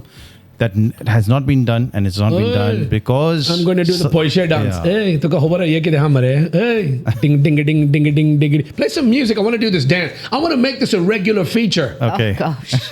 This ain't me rolling a spliff, mate. This ain't a joint I'm rolling. It could be It could be actually milking something else. Mark Seagraves. Manish Adnani, y'all taught me this. Ding ding on the squash court. They were threatening me. They were teasing me that this is what it's all about, Merv. You want to come out here and get your butt whipped? Put your money where your mouth is. This all boils down to money. Somebody's getting very, very rich, and you're taking forever to hire an administrator that's supposed to police these illegalities and these rules that are being flaunted in your face. Yeah. I don't give a shit if you're Goan. I don't give a shit if you're a Punjakar.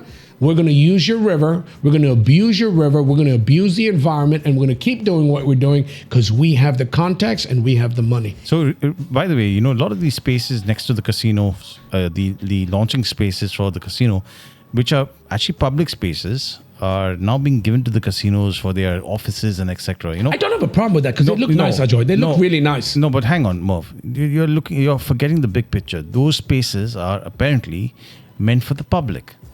So the promenade, the promenade, those areas, the piers, those areas, which to be public spaces that people could go and sit. Why is this allowed then? So my question: who comes first? Who has the first precedent? Public. Who has Local public, local people. Yeah. So you had a recent meeting that happened in Panjim. We have here the councillor from Panjim, Mr. Jack Sukija, who they're trying to push for bringing back the old heritage value for Panjim. So, of course, these are great movements. Good afternoon, everyone. In 1997, there was a roundtable discussion held on the future of Panjim. Many eminent people like Cho Padamsi, who was the then principal of the architecture college and all, came out with a vision for Panjim. And the basic vision said that Panjim would be a heritage city, would be a walkable city, and would be a city with greenery. 29 years on from that meeting, we have seen that Panjim has gone in a direction where none of these things which were imagined happened. Today, the heritage buildings of Panjim as well as public buildings are in a state of disrepair, and alternative uses are being sought without consulting the people of Panjim. So this is it, Merv. I think they're trying to bring that, a people-oriented, a public-oriented movement that serves the public first. Yeah. Mr. Sukija, I agree with you 100%, and thank you for saying what we're thinking, what we're talking about, and the whole reason we're doing this show. Ajoy, I'm asking you stupid rhetorical questions. Yeah. Do you think Panjim has the history and the heritage? Oh, yes. Do you think Panjim has the sites that people would want to walk around and see? I don't think so. You can see that today. We see that in Fontaine. I'm answering you, man. So, do you think Panjim is as beautiful as any European city on a river? You name Italy, you name Spain, France, any country around the world that has a beautiful river. Do you think we've got a river, Mandovi promenade, that can compete with these any places if properly developed and maintained? Yeah, it could be. Absolutely, right? So why is it not happening? Why is Mr. Sukija still complaining about it? They talked about trees, planting trees. They talked about beautifying the city. He's done, and I gave him props, by the way. The mayor of Panjim, we interviewed him, right? And I'm not throwing this on Rohit's lap. I'm not throwing it at his feet. The point I'm trying to make is why the casinos specifically. What you said, I didn't know about this, by the way. I like those. What have they done? These casino jetties to clean it up and blah blah blah. You don't need 3 or 5 or 7 different companies, by the way, because you take up the whole skyline. You take up the whole frontage. Right. You're blocking it from view. Yeah. Why aren't you allowed to have a beautiful promenade that people can walk like you've got further down by the Marriotts? Yes. Yeah. Have it all along the Panjim River, right? That's all Why public aren't you space. have a lot of these heritage sites that are maintained, that are protected by the Panjim government? Why aren't you promoting Panjim like you have promoted all of these European beautiful telling cities, you, dude? it could We be went to places. Joanne, we've been to Venice. Yeah. What's the difference? Absolutely. I mean, Panjim, it's a great city, but it could look so much nicer as well Yeah. because there's so many buildings in disrepair, and obviously it's really, really hard to maintain these buildings because of like the monsoon rains and things like that. Regular maintenance. Yeah. However, it's got to happen. At the end of the day, it's like I think I was bringing this up even before when we were interviewing Rohit. There's remember Giuliani when he was mayor of New York. His ethos was, don't allow there to be any broken windows, because at the end of the day, if you allow somewhere just to look in a state of disrepair, It propagates more. everywhere else can just become like that, and you just come down to the lowest common denominator. You've got to have somebody that gives a shit. It's raising the game. You've got to have somebody that gives a shit. You've got to have, and you can't, it's frustrating, it's depressing, because the question you got to ask is, where do you start? Where do I start? How do I make the change, Yeah. right? You make the change by getting people like Jack, by voting the right people in by power, voting right? the right people in power, and by making sure that those people in power are thinking about the public. They're thinking about the Panjamites. Yeah. Like I would never dream being a Panjamite, come here and dictate what I want for Saling or what I want for Para, right? I would respect what Para people want for their place, what people from Siolim want for their place. Because they Yeah. know best, Ajoy. But here you have people who have been voted from God only knows which part of Goa, deciding what they want, what Panjim people should get. Is Mr. Sukija from Panjim? Yes. So why is he involved, obviously, in politics? He is the grandson of Jack Sequeira. Dr. Jack Yes. Sequeira. So he was kidding. never in politics. In fact, Jack Sukija is my neighbor in my colony. Lovely Is guy. he? Yeah, he's a lovely Is that why guy. you're talking about him? No, you're trying to make some brownie points. It could be anybody. It could be anybody. I'm kidding. Obviously, I would know. support somebody who has the right intentions. And here again, like Rama Kankonkar, Jack is trying to do something good for Panjim. Because he and I will always genuinely support cares, Ajoy. Yes. He genuinely cares. The point, that's exactly why we do this show. You want to support these kind of people. If Jack has no ulterior motive and he genuinely cares about the Punjekars and cares about Panjim, what a beautiful city Panjim actually is. Yeah. If you scrape the crap and the crud and all the dust and the dirt away, you're left with such a beautiful place. It drives me mad. The other day we went to Club Vasco da Gama. I've been to Club Nacional. These are such beautiful old buildings that are leaking, that stink. They've got some of the loveliest food, by the way. I had oh my God, I don't want to get into it. Joanne, I took you to Vasco. Yeah. Oh, And you've really got nice, such beautiful places that just need somebody with a vision, somebody with a brain. Yes, it costs money, but you've got members and people that are willing to pay to upkeep and maintain these places. Yeah. But why do we not have that sense to want to take care of our own, right? Yeah. You don't need casinos for Panjim to succeed. Yeah. But you need people in power that want to take care of the promenade, the public transportation system, the parking places, the market. Let Panjamites, Punjekars take care of and vote what they want, yes or no. Yeah. Majority wins, right? Yeah. If something is not legal, if something is illegal, if something is not by the books, it shouldn't be allowed. And I say that every day about the casinos, that they destroy more than they bring. Goa's not about the casinos. Panjim is not about the casinos. But every time you cross that bridge, all you see, you don't see the trawlers anymore. You don't see the ponios, and all you see are the casino boats. Yeah. You see these gaudy, garish, big building casino jetties. They're nice, they're fancy, they're jazzy, but they're attracting the kind of people that won't just come to Goa to gamble. And as soon as they're done, they lose all their money, they get on a flight and get the hell out. Yeah. But who is allowing this to happen? I would say, what you just said a little differently, right? If it's not for the people, by the people, then it should never be allowed. But that's a no-brainer, Baba. That's what we're saying, right? Why is it still happening then? But I think because what the people at the meeting brought up, that there's conflicting stories or conflicting information coming back from different government departments. It's called pass the buck. Well, there's lots of right to information requests that have gone in. And so, they seem to be saying that the Goa Tourism Department shouldn't necessarily be involved in the casinos. The tourism department is saying they're only involved if it comes to hotel rooms or, places to stay on the casino boats themselves or something like that. How does it function everywhere else in the world, sweetie? Well, I know, Mervyn. It's not. I know it's one of those things that apparently they've amended the Gambling Act as well in Goa and Daman earlier on this year, and they're allowing children on the boats. My God. But not supposed to be in the gaming areas. And, they're just talking about the expansion of the casinos into the hotels on land. And they're looking for these reassurances that they're not going to extend the licenses beyond 2027, which was an earlier pledge. But these have been in limbo for many, many years. And you mentioned whoever the administrator was that hasn't been hired yet, right? Yeah. Why is it still happening?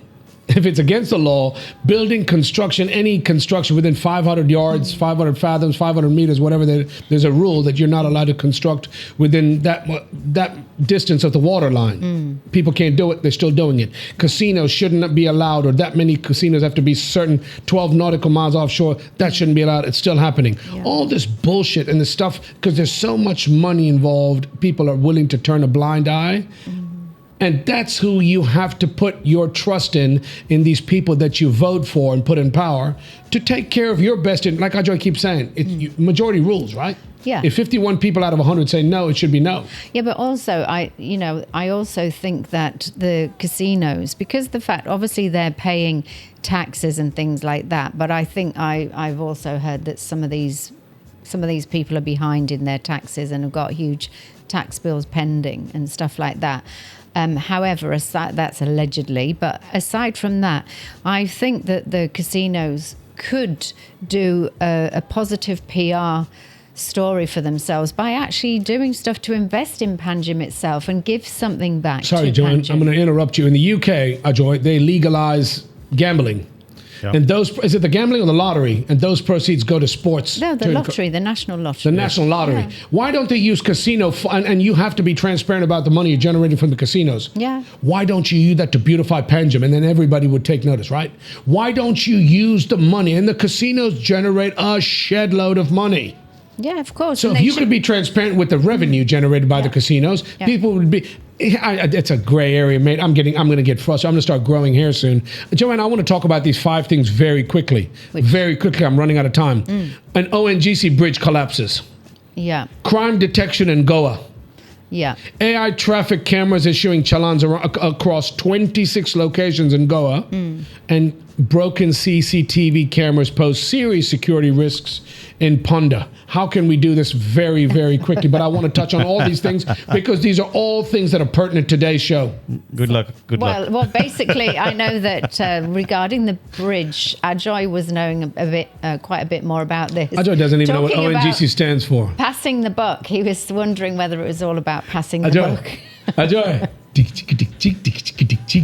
Hey, what does ONGC stand for? How did a bridge, is it actually a bridge or a pontoon? It was a bridge somewhere in the south. Yusuf. And ONGC is Oil and Natural Gas Corporation. Yusuf, call Ajoy, ask Ajoy to give you the proper answer, dude. I don't know, man. Hey, Hey, Mataji. don't ask me question now. not I my don't. job. You not my job. go find a GC and the O, and then we will come to you. Okay, forget about ONGC. Crime detection. We spoke about forensics and helping this poor lady, Miss Pinto. Yeah. What is, and I like this. This is interesting because Yeah. a game changer for crime detection and Goa. What is this Yeah. about? So essentially, it's a new forensic psychology division that's been developed in South Goa to help Goa speed up, the Goa police speed up investigations. Oh my So God. It is a good step in the right direction. We're psychic, dude. We just spoke about that. They can help Miss Pinto. They can Well, yeah. practice. You've got GMC that you can go and get a dental job half the price because they're able to train on your teeth. Goa sharpens crime probe with advanced forensic infrastructure. Yeah. So Awesome. that's It a is good, Dr. Pramod Salant, dude. Yeah, that's yeah. right. So he was there. Inaugurated by Forensic Solid Division at the direction of Forensic Science in Verna on Tuesday. How cool is Yeah. that? So tell me, what do you think will be the generic crime psychology profile for Goa? I'm waiting to hear this one. They want to go to the forestry department and figure out why they're cooking their meals in a disused bathroom. What? No way. That's going to be one of their first cases. I can't say I that. mean, I don't come want on, to say guys. that. You know what? Okay. You know what? I'm This is taking a start. make- This is a sorry. start. But hey, have you heard of DNA analysis, genetic analysis? Shut up, Ajay. Don't you dare. Come on. Don't you. I'll slap you. I'll throw this. No. Oh, you're going to do a psychology profile on me now. Are eh? you really thinking that backward? It's sad because you know what? He's doing a good thing. Dr. Sawant, pat you on the back. You need this kind of stuff, dude. This is advancement in technology, mate. Around the world, it's happening years ago, decades ago. It's happening. You know right? what I'm looking It's a forward step in to? the right You know what direction. I'm looking forward to is the theaters that come out on this issue about psychology profiles. You know, have you heard of theater? Oh my God, you're missing out on something, man. So you know what? Kompasar. What is that dumb? My mom loved that when she was around. What is that? That was a really famous That or was something. a- Kompasar. No, that was a movie. That's a theater, Baba. Is it? Tu kai thapda dar hai, Yusuf? Uh, That is a theater, no. Bayansar, Kompasar or something. My mom went and saw and she Okay. loved it. She went Yeah. with... With forget who Kat. she- Yeah, did she go with Kat? I don't know who she went with. Yeah. Forget about that. Good. Kudos to you, Dr. Salmon. Well done. Next. So they AI invested traffic. 70 lakhs in that, which is good 70 lakhs in forensics? for this division, which is money well spent. They need to develop Awesome. it further. Awesome. so wouldn't it be reasonable to say that all these bad guys beware because they're going to be caught soon? Yeah. I don't think it's going to happen overnight. You need somebody here again. We need a jockey. Whenever I think of investing, I always think of the man who's running the show, the man on the horse. You need a good jockey to maintain that building, to make sure that this forensic department's doing the job properly, efficiently, effectively. They've got all the tools they need. It's maintained. It's cleaned. Yeah. It's painted. It's kept the way it's supposed to be, like it was when it was brand new. But you're actually getting not 70 lakhs. Is it 70 lakhs or 70 crores? How much did they invest? It sounds like It's got to be 70 70 crores. 70 Dude. lakhs. No. What are you talking about? Hello. Are you To talking- invest in a forensics facility, you said It mention says 70. here, Wow. it's If you 70 spend lakhs. 70 crores, I'll be expecting more than a bloody psychology Yeah, of profile. course. That's what I'm saying to you, right? So you want time and a half. You want double that come back in faida, in benefit. Yeah, of right? course. So that's all I'm saying to you. It's a great step in the right direction. Yeah. But you want triple that amount of money to come back, and over years, you want more people trained to work in that to solve more crimes. Yeah. And this is a good step in the right direction. We're not Debbie Downers. We're always downing. It's a good step in the right direction. Next, Yeah. AI traffic cameras. Yeah. Why do we need traffic cameras when half of these goddamn cameras don't even work, or traffic lights don't work? Yeah. And why do we need them? I think they work, Merv. I got a full few challenge myself. There's- Can I ask you a question? That revenue generated by generating these mailed challans, where's that money going? We don't know yet, don't do know. we? There you go. But there's 80% decline in traffic violations in the areas where they've been installed, which is good. Yeah, I think it's very good, and it's a form of deterrence. Apparently, these cameras can pick out if you have a tint on your car. Yeah. They can pick that up. They can determine whether you have your seatbelt on. Yeah. They can determine whether you're using your phone. Baba, Yeah. we've been beating the drum for how long? I heard that they're going to do a what do you call a collaboration with that lab to get your psychology profile done. Shut up. Hey, come on, dude. AI, baby, come on. Why not? I love this. I think it's great because AI is ubiquitous with everything today, right? AI is such a great game changer and a leveler, and just like social media and technology and everything nowadays, you can do anything you want with AI and technology. The point is that I hope the funds, the money, that the fines that they collect go to the right, to replenishing the cameras, to maintaining the cameras, to hire more people. Yeah. Technology, what are they called? The techs to maintain this equipment and make sure it works. We had drones. You want cameras. Excellent. Move in the right direction. Forensic lab. Excellent. Yeah. But you need the right jockey in place to make sure it's doing what it's supposed to be doing. Broken CCTV cameras pose serious... Mo, before you go ahead, there's this app that I was introduced to that can tell you exactly where and when these cameras are. Do you want to share that information on the group? What? It doesn't make any sense. There's an app. What? Yeah. A GPS location app. Apparently works with all of these GPS devices. Yeah. So they can tell you, and it works here in Goa for these AI cameras. It can tell you what speed you have to be at. It can tell you where the cameras are. It's actually a great device. Isn't it Waze? Yeah. There's an app called Waze that does it in the States. No, in this case, it's called RoboTrack. Really? Yeah, I've seen it work, and it's pretty awesome. It's an app. It's an app, and it keeps track of these cameras, and it tells you that you have to maintain a certain speed. It's a form of deterrence, and it's better to be proactive rather than retroactive in these cases. It's better to be on the right side of the law than to get the challenge. So why not? No, that's not a bad thing. I thought you were going to give me. I thought you were going to do something and funny or whatever. This is a good thing. This is not a bad thing. This is also part of the deterrence to make sure that you have an app that tells you need to maintain your speed. Well, you've got those in the UK as well, in those GPS systems that are inbuilt in cars, telling you that there's a traffic camera coming up. Or dude, you remember back in the day in the States, we had radar detectors. Really, dude, it was illegal. By the way, if you got caught, you get screwed.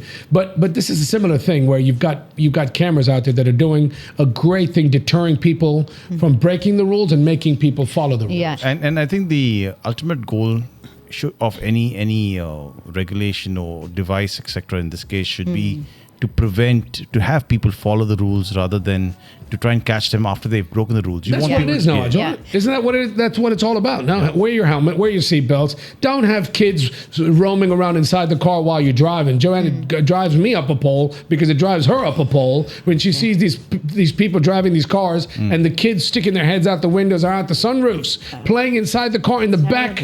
Oh my God! And they're not belted in, dude. Don't tell me this was you who was doing all of that in the car. No, but the thing is, years ago, before seatbelts, I think I might have told this story before, but before seatbelts were obligatory in the UK in the car. Mandatory.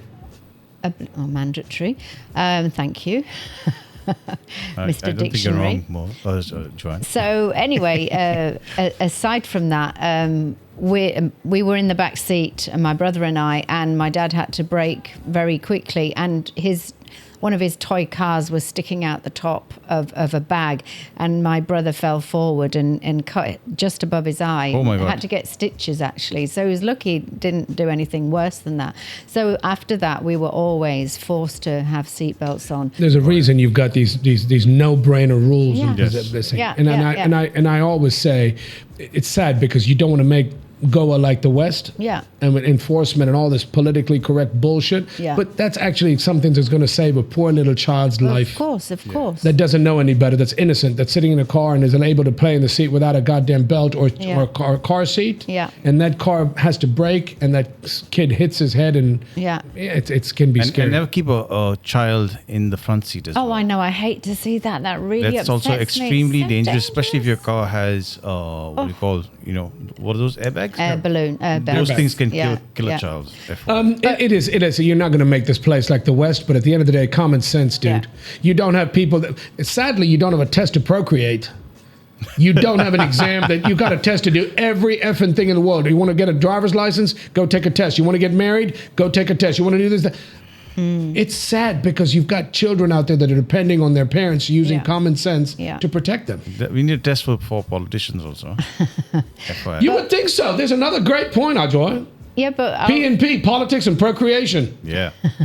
But I was just going to say, Ajoy, you know, in terms of traffic cameras and all of that, it's been in an advanced state outside of India for a very long time. Yep. Do you remember that when we were coming back from Katie's wedding, we were driving back to London, and you have average speed cameras. So essentially, if there's any roadworks or anything, what they'll do is they'll time you from starting where the roadworks are, and it's like they're reduced from 70 miles an hour down to 50 or 40 or whatever. Yep. And if you get out of that zone faster than you should, then you'll get a fine because you were going faster than you should have. This is way before AI. This is just common sense technology. Physics and maths, baby. That's what's called. I think it's good technology. Okay, I'm done. I need to wind this down. We need to get to some of the global events. We've talked about Goa. We've talked about India. We need to talk about some global events. I'm really bummed out about the FSSAI. Well, just one thing before that, we were just saying about those security cameras in Ponda. Don't care. Basically, they're not working. Oh no Obviously, shit, Sherlock. point to have that. There's a oh my God. We want everything shiny and new, but nobody wants to take care of what we have. Yeah. Why are security cameras in Ponda not being maintained? That's my question about the same thing, right? Why are you having all these new technologies where the stuff is not being maintained, and Yeah. the person in charge of that department, of that government organization who maintains these traffic cameras, AI technology, all this kind of stuff is not making sure that there are funds, the money in the coffers, the budgets that are not being used to maintain these, because they're generating revenue for you. Yeah, of course. It's being done everywhere in the world. Don't reinvent the wheel. Do your job, and then make sure that people are responsible and transparent about what accountability, basically. Yeah, of course. FSSAI. Yeah. 100, dude, I'm so depressed about this, man. I'm gonna have to buy a big garrafon and fill it up with old monk for the next 30 years that I'm alive. So why are they doing this to you, Merv? Tell me I don't more know, about this. Baba. I'm really upset. My favorite drink.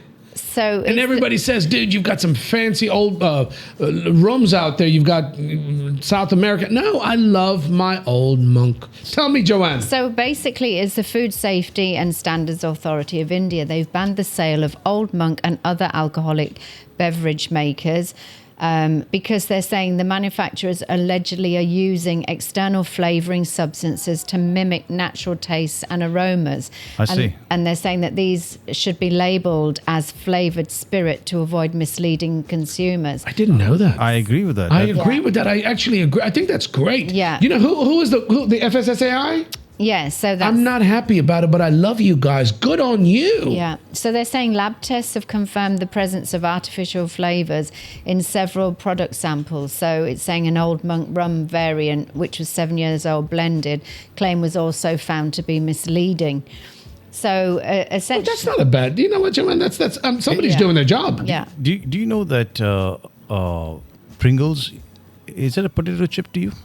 Is Pringles a potato chip? It's processed potato chips. Exactly. So that's Yeah. the same thing. But they're not hiding anything. They're not trying to They were, bullshit you, but man. at one point in time, What? Pringles were claiming that they were a potato chip. Boss, you as a human being goes into the shop and pays money to buy a potato chip that's convenient for you to eat out of a bag. It's processed. So my point is, you're not getting the point. It is not a potato chip. It's actually processed rice flour. No, it's not. Whatever. Listen to this guy. He doesn't know anything. So this is a similar instance, right?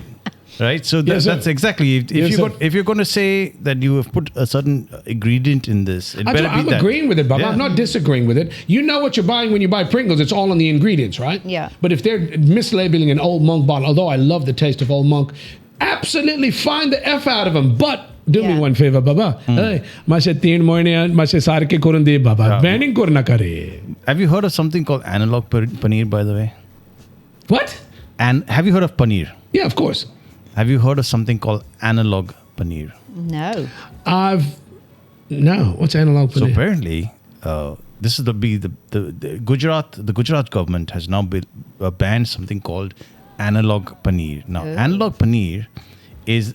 Are you fucking? I thought you were joking, dude. I'm not kidding you. I'm not kidding you, mate. Too So many F-bombs. it's again processed paneer. It's actually not paneer. It's made out of oil. Shut up.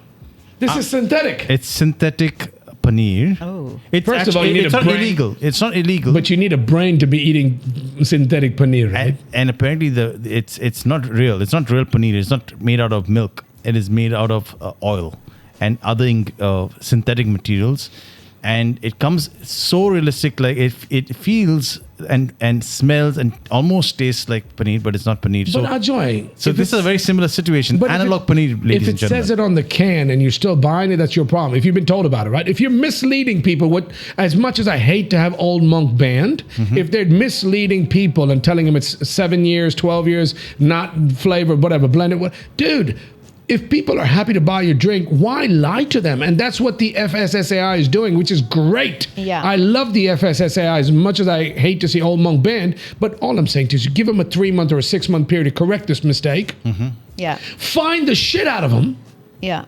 And let them continue to operate as long as you're operating within the norm. But basically, what they're essentially not doing, because rum derives its flavour from molasses and whiskey gets its characteristics from malt and aging. But apparently what they're doing is they're taking neutral alcohol and then they're adding flavour to it. So they're saying it should be labelled as rum flavoured spirit. I agree wholeheartedly. I agree with that, dude. I like the taste of my Old Monk. And you know what? Let me ask you this, Ajoy. Yeah. Just like our old pois. Back in the day, when we used to eat pois were properly, they were multi-grain, right? Absolutely right. Now it's all enriched flour bullshit, right? Yep. So if these guys, and kudos, congratulations, well done to the FSSAI for cracking the whip and making sure that people are being honest. But this is the kind of stuff, if back in the day it was made a different way, they should enforce that. Yeah, but they're doing it with McDowell's whiskey as well because they're also doing the same thing. Absolutely. I think couldn't care less about McDonald's. I know. Just saying. This is a great step. I think it's a long time coming. Yeah. Considering our country is, 75 years? 47. Independence, Baba. Independence, 1947. Yeah. So yeah. That's so what I just said. my point is, it's been a while, and I think this is encouraging, and we need to see more of this. Enforcement. This comes under false advertising, right? Yeah, Enforcement, but they're doing their job, right? We're whining about it. We're bitching about everything else. These guys need a pat on their back. Can I give them some? Will they hear if I give them applause? Yeah. बाबा कोणतरी असा मरे आमचे FSSAI मातशें सांग बाबा 3 म्हयने दे मरे ताका सारकें करून दे मातशें ओल्ड मंक बंद करूं नाका तुका फोडटलो हांव कानार एक कान ओडून तुका एक दितलो I think it's good. I'm joking about it. Good that they're cracking down because all this analog bullshit, all this flavored. Listen, we trust you to take care of the public and make sure the public's not being misled and spending their money for something that they don't know any better. So how does that make you feel about Old Monk right now? Are you going to go out after the show? Are you going to have one, or are you going to wait? I might have one right now during the show.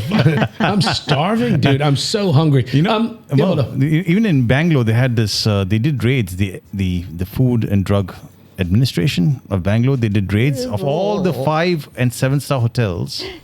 And they themselves... You're kidding me, Ajoy. Yeah, they found a lot of not good practices being practiced by these 5-star hotels there. And the logic was, apparently they had a lot of these, out-of-date meats and this and that. And it was all... In a 5-star hotel. It's like Ramsay's Kitchen Nightmares. And you know what? The reasoning is, which is great. This is what you are talking about, Singaporean thinking here, right? They're saying that we went for the big dogs, so the smaller dogs will understand that we mean business. So this is fantastic. But this is not the FSSAI. This is the safety department, food and whatever. The food department of Karnataka for Bangalore. Well done, dude. So they're doing something, right? That's great. But this is why we do the show, and we love people that are doing their jobs. They're transparent. They're letting people know this is what's not going to fly, mate. The public trusts us to enforce these rules and laws, just like in Goa. Why did they flare up when they had that club burn and those people die in the club? Because the goddamn the fire department isn't enforcing, or just do your jobs. And let me remind you of the video that you did sometime back. Remember Mopsa Market? Yeah. You remember how it was, right? It's a mess. It's a mess. So there's a lot of work and a lot of things to be done and a lot of things to be improved on.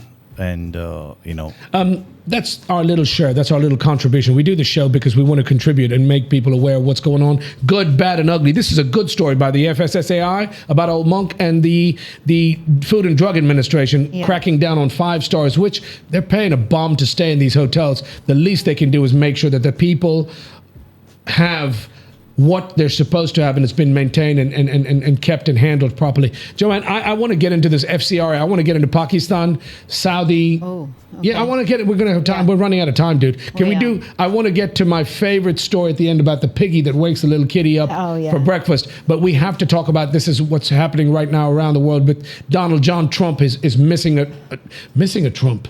No. Can I say that? Missing a wicket. How do you say he's missing something? Missing a trick. Missing a trick. That's what I wanted to say. Okay. FCRA. What does that mean? So basically, the FCRA is talking about Foreign Contributions Act, and essentially, a Republican senator in the US has actually said that the proposed amendments, which could cover foreign donations for NGOs, trusts, educational institutions, and religious organizations, could allow the Indian government to take control of churches and religious charities. And they're saying it could turn into a clear attack against Christians. And India's saying, butt out. Most countries have restrictions on receiving funds from overseas. So this is an internal national matter. It's not for them to be stepping in. That kind of scares me, and I have to say this because there's been so much bullshit between government policy and actual enforcement. And we mentioned this on the last show about the RSS and how there was a South Indian politician. I don't know who was. I can't remember his name, but he was just questioning. I asked him a simple, straightforward question, right? Yeah. If temples, if mosques, if churches, if any non-for-profit organization has to declare their character, the charter, their whatever, they have to disclose their books basically on how they're generating revenue and where that money is being spent or what it's being used for. Why the RSS doesn't? Yes. That's a very important question. Just because it's BJP, because I don't care who you are, what's good for the goose is good for the gander. Everybody has to be transparent. Right? Yeah. And it pisses me off in the States when Donald John Trump can't declare his finances. He's trying to block his tax returns, his filings from being made. Why? Yeah. If you're not doing anything wrong, why? So when these government agencies in the U.S. are trying to step up and say, listen, guys, you cannot be having this mix thrown into the mix where government political affiliation is going to monitor and maintain and enforce rules for remission of funds, right? Yeah. You can't have it both ways. Be transparent. Yeah. If you want to transmit funds, what's a word? Contribute. Transfer funds from the US to India. Yeah. Be transparent about it. What's being spent, what's being transferred. Pay your taxes, pay your fees. Keep it open to the public, right? Transparent. But the fear is it's going to be used to monitor only certain types of organizations, and that's the fear, and that's a genuine fear. Basically, if you want this to be successful, if you're genuinely wanting to fairly regulate, then make sure that regulation applies to all. It should include temples, mosques, any NGO, temples, anything. Even I agree with this dude. And it should include even organizations that are not registered, and that have very, very sketchy financial dealings. It should include it all. You cannot have it only be used for only one institution. Yeah, you're right. Used for or against somebody, right? It should be good for all. I don't care what religion you are, it has to be. If you're going to be generating revenue, you have to share your books. Yes. And this guy, the U.S. Congressman Riley Moore, on Tuesday said the amendments to the Foreign Contribution Regulation Act, FCRA, would permit the Indian government to take over the churches and religious charities and would amount to clear attack on Christians. Listen, he doesn't need to put his nose into it, but he's got a very valid point. So I agree with it. I agree with 100%. Good on you. That's that you need to pay attention to these kind of things, dude. Yeah. I don't know the details about it, but I think where there's smoke, there's fire. Well, obviously, if you're doing nothing wrong, absolutely, be transparent about it. Yeah, you just need to make sure that it just doesn't get abused or, like Ajoy was saying, just utilized for one set of people and things like that. Absolutely, or against them. Yeah. DJT is screwed up the world. He's absolutely effed up this globe geopolitical system, the geopolitics and everything about Wow. Peace. Yeah. Wow, Merv. And I'm going out there on a limb. I'm talking about my buddy DJT. Yeah. I can't even Hang imitate on. him. What happened, mate? What happened? You were can on you- his team. What changed? No, he's What am I not. saying? He's never been on his team. I'll kick He your just ass, but don't you pretends. dare. He jokes about I it. joke. Listen, mate. I'm talking specifically about he's missed a trick. He's alienated and pissed off people around the world, all his allies to the north, to the south, everybody in Europe. He's created a strife with the war in Iran, who's never ending. A 4-day war. Mate, you should have crushed him or done what you did. You can't have it go on the way it has because it's affected everybody. Here in Goa, we got affected with gas and petroleum products, whatever the case may be. Yeah. Do you know that now Pakistan, Saudi Arabia, and Turkey have signed an agreement Yeah. to take care? They're going to be their own little NATO. So yeah, it's a NATO style. You left India behind. India's effed. India doesn't know which side of the fence to sit on. Pakistan has got backing of Saudi and Turkey now, as if you exactly what the NATO Yeah. statement is. You Attack on one, attack on all. Joanne, how the hell is this happening? Yeah. So obviously, people are coming out to protect the rights of their own countries and their own people, which are absolutely right to do so. It just seems like there's more strength in numbers, and obviously, there's an awful lot going on in the Middle East, and it's something that was probably needed for these countries to be able to stand up for themselves. However, it's now just going to set A precedent. a precedent, and kind of a lot of imbalance. But good for them, right? All these years they've relied on the States, on the U.S. to be the Yeah. big brother.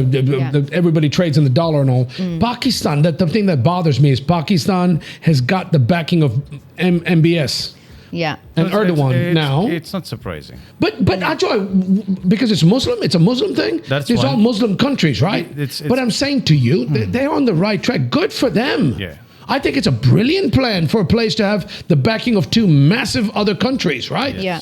So India's asleep at the wheel. It's sad because if anything were to happen, mate, God help us all. Yeah. India is pretty self-sufficient. That You think so? Yeah, I think in terms of our military capabilities, we've shown that we've got a very capable military force. I hope so. But I think we need to be leaders in our region, both in ethics, in financial stability, all of those things.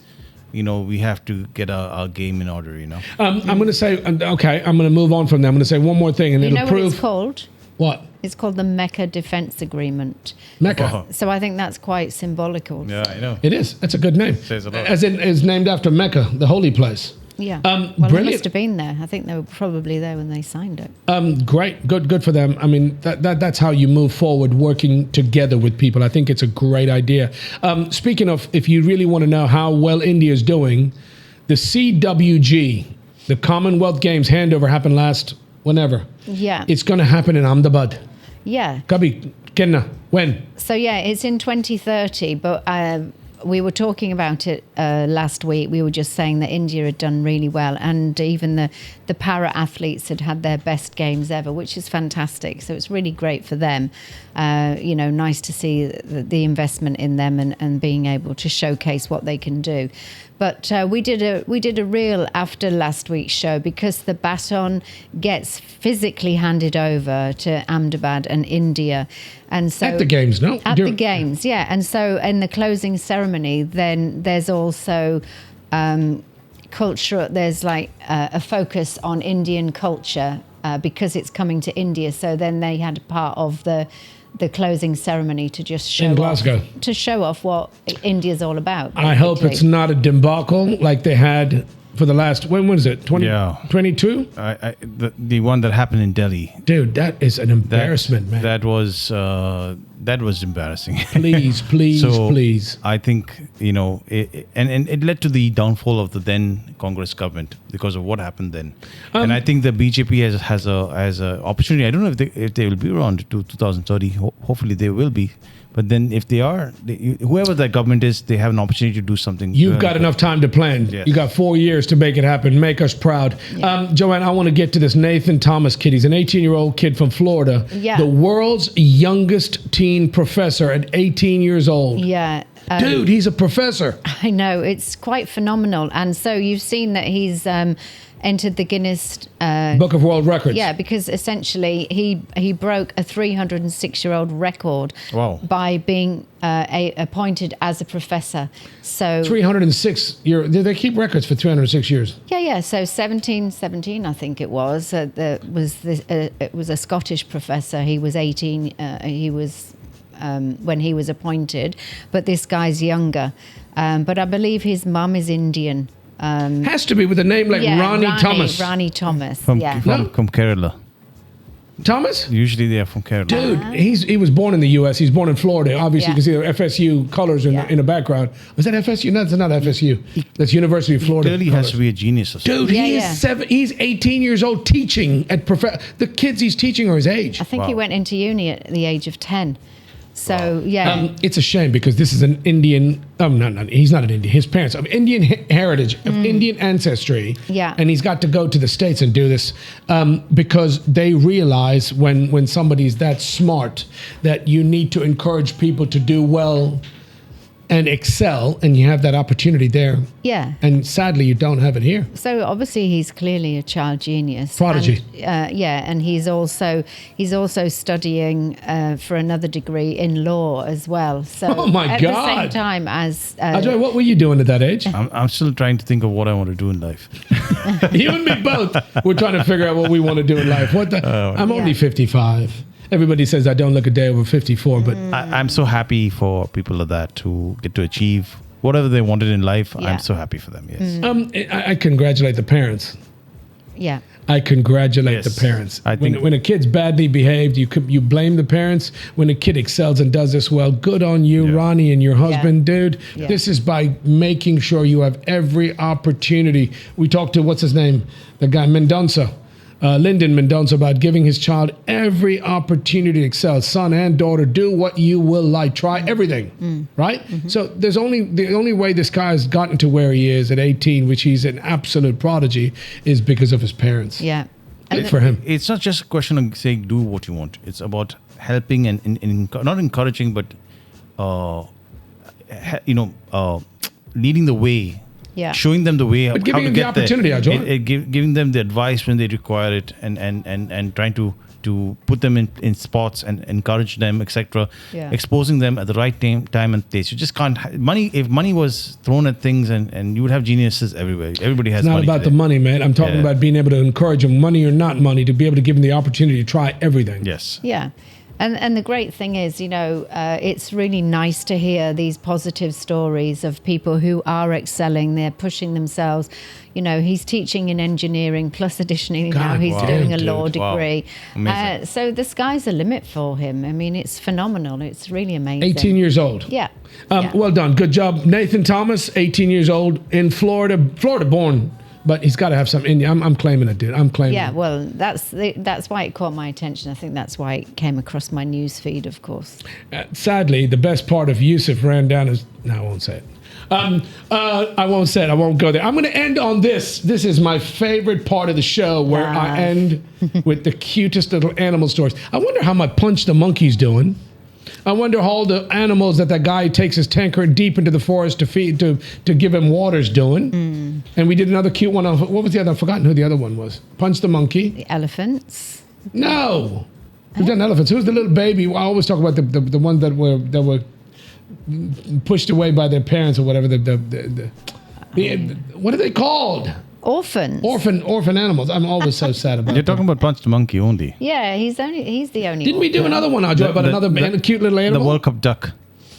Oh, that was cute, but it was not like Punch. Punch was really cute. Okay, this is the last and final story. Ladies and gentlemen, Joanne, drum roll, drums, please. He wakes up his mum at 5 o'clock in the morning. Do we have any pictures of this, dude? Check this out, dude. This is a piggy. Need another child lock.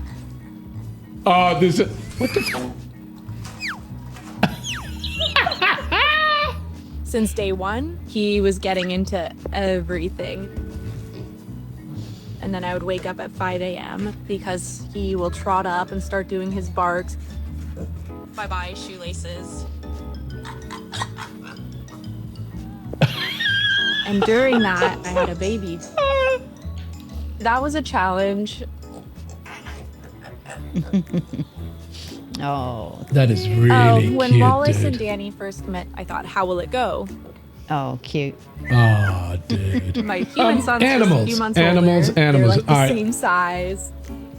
I love that. I'm so glad y'all showed that because that really brings joy to my heart. This is There's wonderful. nothing like a child, by the way, and this is my own 2 cents. There's nothing like a child growing up that has a pet, whether it's a dog, a cat, a little piggy, whatever the case may be, dude. I'll tell you what. My mom doesn't need to get a pig. She has one. Yeah, no, but he walks on 2 legs, and he's too big to throw out the house. I do the exact same thing every day at 5 a.m. Forget 5, get up at 3 a.m. and then rummage the fridge. Tony and Vina, I don't know how you've done it, dude. You've done it all these years. We kid about it. I love this man. He's a good guy. Joey, a good guy. You may be a little bit of a piggy, but we couldn't do what we do without you. That is the kind of show. That is the kind of last bit to end a show. That is so cool, mate. Yeah, lovely. That kid, that little piggy wouldn't stand a chance here in Goa, would it? Yeah, definitely not. Make a hell of a goddamn choris. No, I'm still looking for the pouring pig, by the way. I was thinking about Where's that that during guy? the show. I'm missing that guy. He was like, this is nothing.